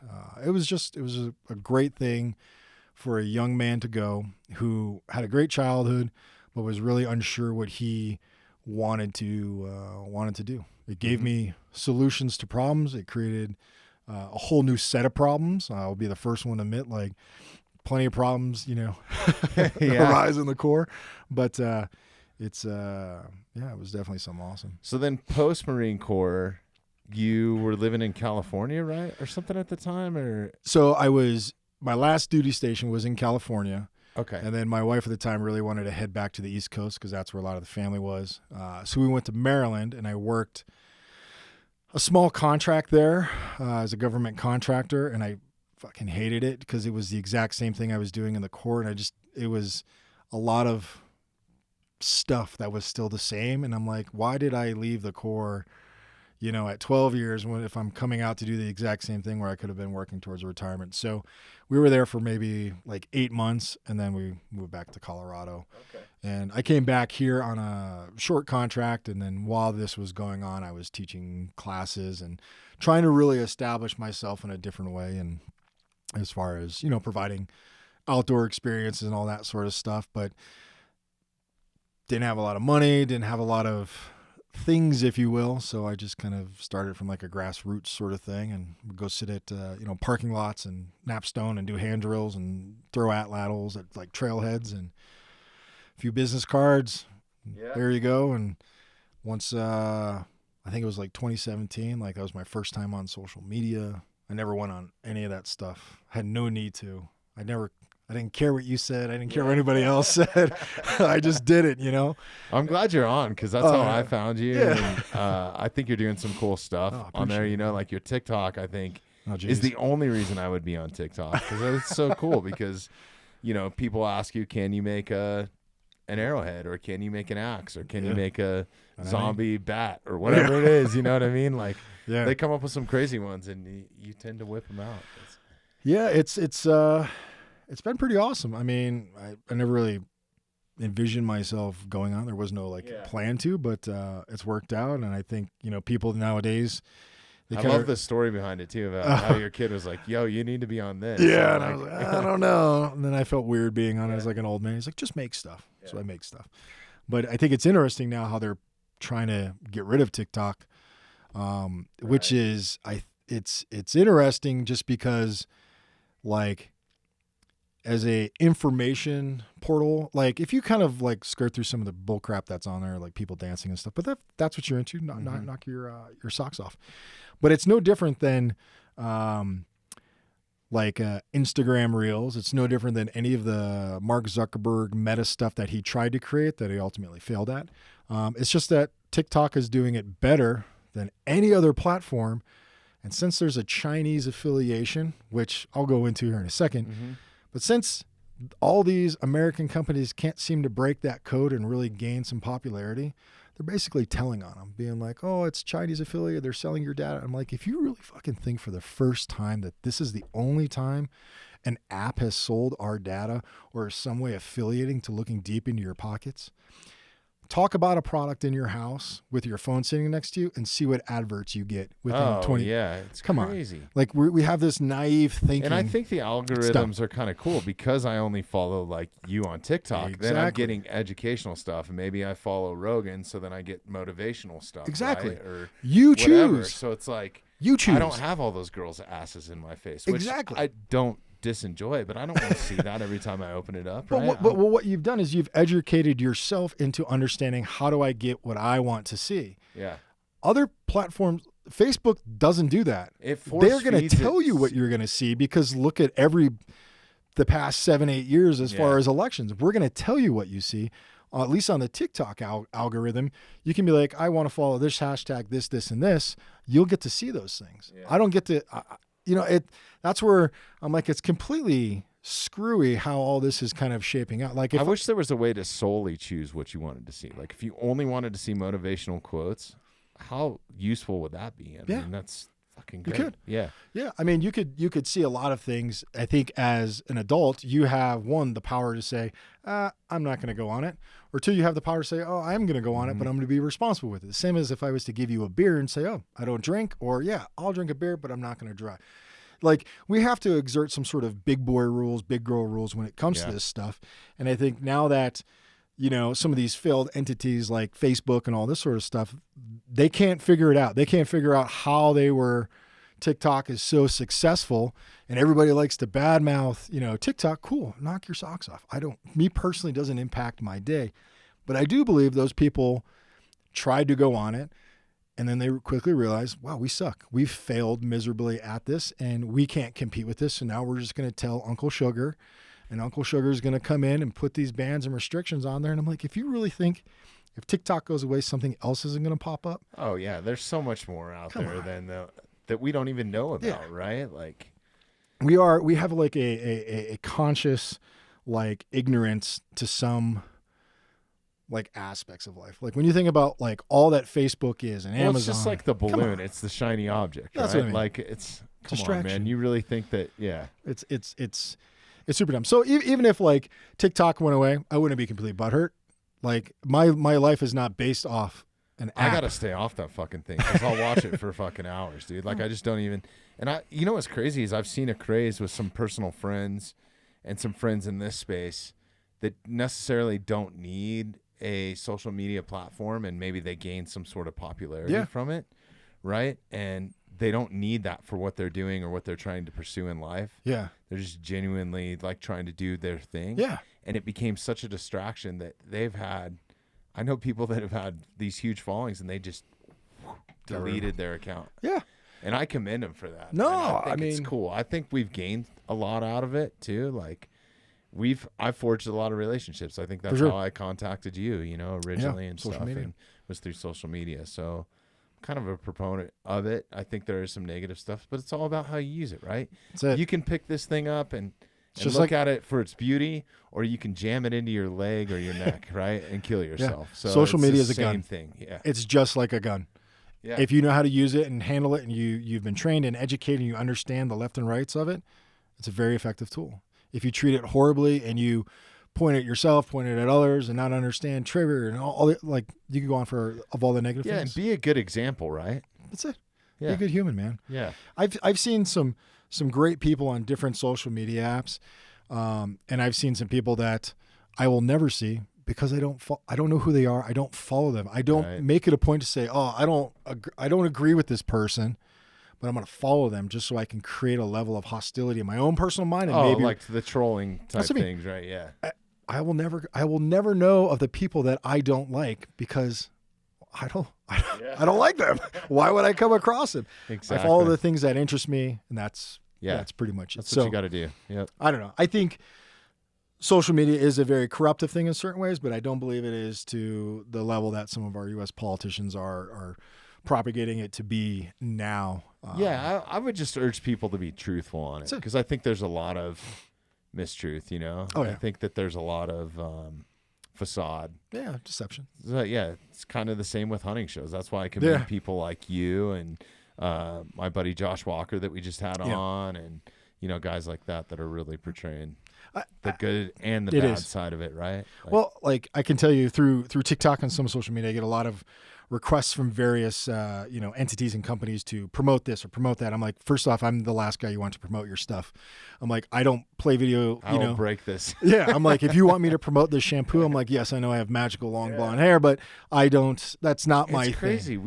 We've been hit up by a makeup company. Yeah. And I'm like, do you think we use makeup in the studio? Like, I know I'm very handsome, but I'm like, there's zero makeup. This is from Walmart. I watched it yesterday. Like, I'm not big into brands. If something is great, I will happily promote it, because why wouldn't I? Yeah. I'm not looking for anything in return. Now, when Netflix comes out and says, hey, we'd like to do, we have a show coming out. We want you to make some survival videos. Would you be open to that? I say, absolutely, but you're going to pay me. And they'll pay well. So, and that sort of thing, that works well within who I am, not as a fucking brand. I hate that word, brand. What's your brand? There's no brand. That's just who I am as a person. If you want me to make a crab trap, I'll make a crab trap, because that's what I would normally be doing. It's when all of a sudden I see these people that are, you know, they're talking about gun safety, and they're like, you should also eat Doritos. I'm like, that is the biggest crack of bullshit ever. And that's one thing that I just don't do it. I've really had to watch with this. Like, at the same time, you've had Black Rifle coffee, though. Yeah. You drink it. You drink. I only you use the stuff you use. Yeah. Bingo. Yeah. So that is called the authentic user. And what people can do very easily is they can go on social media and they can see the inauthentic or the fake user, because it's like, you know, this TikTok channel is about a husband and wife and their funny communications back and forth, or how they grow, you know, as a couple. But in the meantime, use Clorox wipes. Right. They're great. It's like it doesn't necessarily it's such bullshit match. And you know, some of the sponsors get kind of upset at me. I'm going to say it blatantly, because I'm not the guy that's sharing it on social media all the time. But that's not why I want to make a post. That's not why I'm there. Yeah. Like, we'll run the pre-recorded advertisements. There's going to be an advertisement that interrupts the show. Yeah. But that which also, I hate. Yeah. That also it provides this space. I'm not making serious money off of it. Yeah, but it's enough to keep it afloat. Bingo. It's enough for me to travel somewhere. It's enough to bring you in and have this equipment, and sometimes an assistant there. If I would have been paying somebody today. This is actually, you're saving me money today, dude. I got you, dude. That's what it's about. We hit it off. We didn't even need anybody over there today. We just let it roll. I would have loved to have Jeremy here. He was super bummed, by the way. He's like, Donnie's coming in. He's in Dana Point right now, putting in some sort of show or something. But yeah, no, I think it's cool if you use it the right way, and I just urge people to use it truthfully. Like, show your true self, right? Because I think that's the biggest thing. Like, I'm starting to do this in some of my YouTube videos. I'm going to be like, and this YouTube video is brought to you by nobody. Yeah. I don't give a shit. And then that's what they'll get is just 100% me. Or because I hear so many people, like, this is where I'm a huge advocate of what is a social media influencer and what is a social media leader. A social media influencer will say, take Alpha Brain. I take it anytime I do this or do this or do that. That is somebody that influences, from someone with a CI human background. Somebody can influence another person very easily through suggestion, notoriety of who they are, and what we would call WASTA. What is their status within the sphere of their life? Well, if somebody goes on and says, you should take this because I take this, that is an influence. Influence is a negative way of getting somebody to do something that you want. If I stole your kids and said, you got to do this, that is a negative influence in the simplest form. Yeah. But if I stood on a podcast and said, this is good, I'm not saying everyone go drink Jocko. It's like, oh, cool, I'll try one, and it's good. Part of the authentic experience. But when there's like, you need to do this because I do this, that's totally influential, right? Mm-hmm. You're trying to influence someone for a financial gain. A leader leads by example, saying, this is why I'm doing it, not because I want you to go out and buy it or you to be persuaded. That's a good approach, dude. What's that? That's a great approach. Lead by I need example. to look at that because I try to convey that in my ads, because I write a lot of my own ads. Sometimes they send me a script and I'm like, this is bullshit. I would never say this. So I just try to make it as real as possible. Yeah. Like, Well, the easiest way for you to lead by example is as we were drinking this, we just drank it. The example itself is the leadership form of saying, this guy's not trying to push this, promote this, or say, if you don't buy this now, right. He's just doing. You going on, only eating meat, leading by example, working out. I don't have to sit here and tell everyone I did a 45-minute ice bath this morning and that's why it's the best. It's like, you just fucking do it. That is what leading by example is. It is the fighter leader concept that most military members probably came across, where it's like, I'm not going to tell you to go charge that hill. I'm going to charge the hill. And if you believe me to go be a leader, you'll just follow. That's the difference between what a social media influencer, 99% of these people are, right, and someone who's employing a fighter leader concept and actually leading by example. That's good. I've at least tried to stay true to like, okay, I believe in these products. So like when a company approaches me, it's never no, right? Yeah.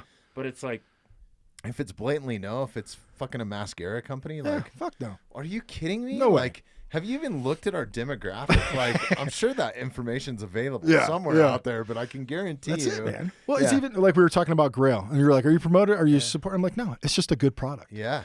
Good promotion comes from the authentic user. I use it for my clients in rehydration. I use it for this. I enjoy Black Rifle coffee. I'm not gonna be like, buy it right now. I could give a shit if you buy it or not. I enjoy it. You derive where you're, not necessarily influenced, but you get to derive your feelings towards my statement as well as that product. You're like, I fucking hate it. And I'm like, yeah, you know what? Sometimes I do, but sometimes I do. I do enjoy it. So in this age of social media influencers and brands and stuff, I do not live by any of that. People are like, well, it's good for your brand. I'm like, I have no brand. I shop at the basic of stores. Right. Like there's nothing I'm out here promoting. Like Uberleben is a company that I've worked with for a year. When I mean worked with, I'm not getting paid. There's no payment involved. I used one of their ferro rods in a couple classes, and they're like, man, that's absolutely great. We'd love to start a partnership. I'm like, you don't want to start a partnership with me because then it's going to cost you. You get nothing in return. What I'm willing to do is, because it is a good product, is say it is a good product. And when someone says, what is that? I will tell them what it is. After that, I don't want any sort of ties or responsibilities with you. Why would I? Yeah. Why do I want to say, wear these pants or buy this? That's not always the case, but I'm like, your product's good. I think it's good. And all I'm saying is, I think it's good. Therefore, do with this as you choose. Yeah. That's awesome. I have no obligations. Yeah. That's how you can kind of stay like. And they're going to put advertisements in place for you. It already happens to us on other platforms where it's like, even though that you're ad free, YouTube's going to determine what ads go on your. Yeah. Yeah. Well, so I guess my other philosophy is I don't like taking money from people. So many people are like, oh, you should make merch. I'm like, look, save your money. But I will take money from YouTube. I will take money from Amazon. I will take money from these but the 18-year-old kid that's like, man, I'd love to wear a t-shirt of yours. I'm like, trust me, dude. No, you won't. You'll wear it for 5 minutes. You'll be like, this is dumb because it says yeah on there or something silly. Right. And then it's going to wind up going to Goodwill. Save yourself the money because I don't make merch. I'm like, if you want merch, go get a Stone Flake. That's the best merch you can get. And then that is cool though, that you sometimes get commissioned, right? Yeah, to absolutely. Make stuff, and you do put some stuff up that you make like this on your website, right? Every once in a while, I'll throw some blades up there, knives, things that I've made, so on and so forth. People can purchase it, but I don't have hats or shirts or anything like that. There's nothing wrong with that, but for me, That's not your style. That's not my style. Right? I don't need it. If you want cool merch, like go outside, take a photo. Yeah, go outside, spend some time. That's just the way it is. That's an awesome approach, man. I could probably learn a little bit from you on that. It's just like stress-free. It's hard. It's a balance, though. It's hard to try to keep when you have this space and that sort of thing. It's definitely an ebb and flow, and it's like trying to align with companies. That's one thing that I have stuck to my guns is like, okay, these guys actually make something that I would use on a daily basis. For sure. So, well, I mean, when you think about your alignment with companies, they reflect who you are and not necessarily a brand, but it's like stuff you align with. Yeah. Veterans, as you said, hunters. Yeah. And also what they support, I think, and some of the message that they support too. Because I think a company sometimes it can be viewed as a corporation or as a money-making thing, But in reality, it's kind of like a little tribe, right? Yeah, like absolutely. Black Rifle's brought us some guests. Jocko's been great. Like I hit him up and was like, hey, I want to go. This is the idea for the 100th episode. Yeah. It's going to cost X amount of, we'll fund it. That's what I mean. That's fucking awesome, man. That's a community of like-minded people working together to help, right? But it wasn't like they pitched you saying, well, if you don't sell this number of products through these ads, you don't get You're done. Yeah. Exactly. And that's where I think some people that are like, here's my discount code to X, Y, and Z. Like, they have made an overpromise to a potential company that they could produce, and then they quickly find out that's not like, if someone's like, here's my discount code, I'm like, what? Yeah. One, I don't want that thing, but I like coffee. This was a good time. Like, first time having it, it was good. Well, I don't know what else I can say about it. That's it. It's funny that's Jocko's like motivation thing. Is just have you ever watched his good video? It's just I don't know. It's good. He's funny, yeah. He's a funny dude. I'm like, Right don't on. give me that pro wrestler shit, but I love the guy, you know. Yeah. He's good. He's a beast. He's a good dude too. Right on. So. Right on. But yeah, well, shit, Donnie, we're coming up on 3 hours, man. Let's it's cruise by. Yeah, man. That was quick. I know. What do you got coming up? I know that there's a TV show or something coming out. Right? Yeah. So March 30th. So and you don't have to rush through this if you have time. No. Yeah. Okay. So March 30th, there's a TV show I did with a gentleman called Ed Stafford. He walked the Amazon jungle. It's called First Man Out. It's going to be out on Amazon Prime. The first episode released on the 30th, and then my episode when I was in the Amazon 30th of March. 30th of March. Yeah. April 6th is my episode in the Amazon, on Amazon, where him and we race each other through the jungles. We only have machetes. That's it. And we go out there, and the objective is to kind of get to this boat, and the first one out wins. So it was a good episode. That'll be on the March 6th on Amazon, and you can watch all the other episodes as well. And yeah, I mean, that's the only real keep TV an eye stuff. Out for the book. Yeah, the books. We'll definitely have you back then. So, yeah. We'll do a reading. Okay. Good evening, Let's ladies. do it. Yeah. I really suck at reading out loud, so it's gonna be all you, bro. But I'll listen. I'm a great listener. I listen to audiobooks all the time. Right on. But yeah, I mean, I think I'm really getting ready for Colorado's second or third spring, whenever it decides to show up. Yeah. And, the summer, and just looking forward to just fishing and kayaking and hiking. Me too. This is my favorite time of year. It's just like I like it. There's some fun coming up. You know? I hear you, all the way through fall, and then it's great. Then the meat rush. Yeah. Me in the freezer. That's I was like, what do we have so far? 4 trout? What?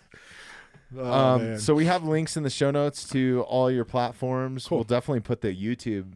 I need to go back and check out your YouTube channel. You got all kinds of new shit up there. Dude. Yeah, that's awesome. I've been trying to step it up. I'm using the comedian approach, where it's like, it's enough. I'm tired of asking people for the X, Y, and Z. I'm just gonna do it and do it on my own. And you I'm can not do far it right from then, man. Yeah, that's it. Yeah, my choice, my rules. That's rad. Yeah, so we'll definitely we'll put links to your website and everything are in the show notes. So if you're listening to the podcast right now, simply open those. We do that for every episode. There's links to whoever we're talking to, so you can see their social pages and all that sort of stuff. But if people are just listening, they got their phone in their hand, what are your social tags and platforms and all that sort of just stuff? I mean, you can go to DonnyDust.com and really just find everything there.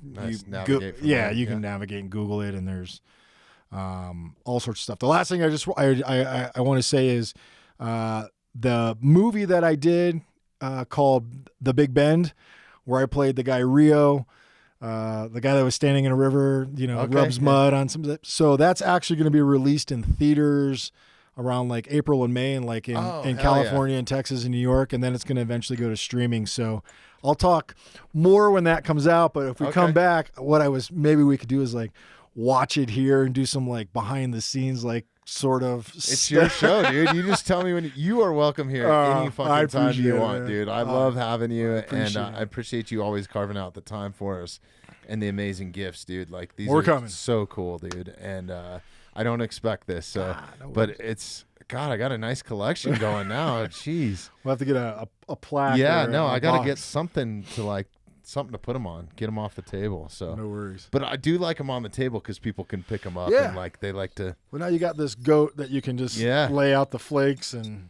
That's awesome, man. You know, play it out a couple different ways. But Hell yeah. Thank you, brother. I really Absolutely, man. appreciate it. Always This has appreciate been you. a lot of fun. Also, survival schools. You run a survival school. I do. That's kind of one of your main deals. So how do people get a hold of you for that? Yeah, they can go to paleotracksurvival.com, and there's, I instructions on how to book and go through the whole gamut. Basically, just send me an email. We start a dialogue, and we plan the rest from there. Hell And yeah. yeah, man, I appreciate it. Thank you. All right, Donnie. Indeed, Thanks, brother. I Indeed. really appreciate it.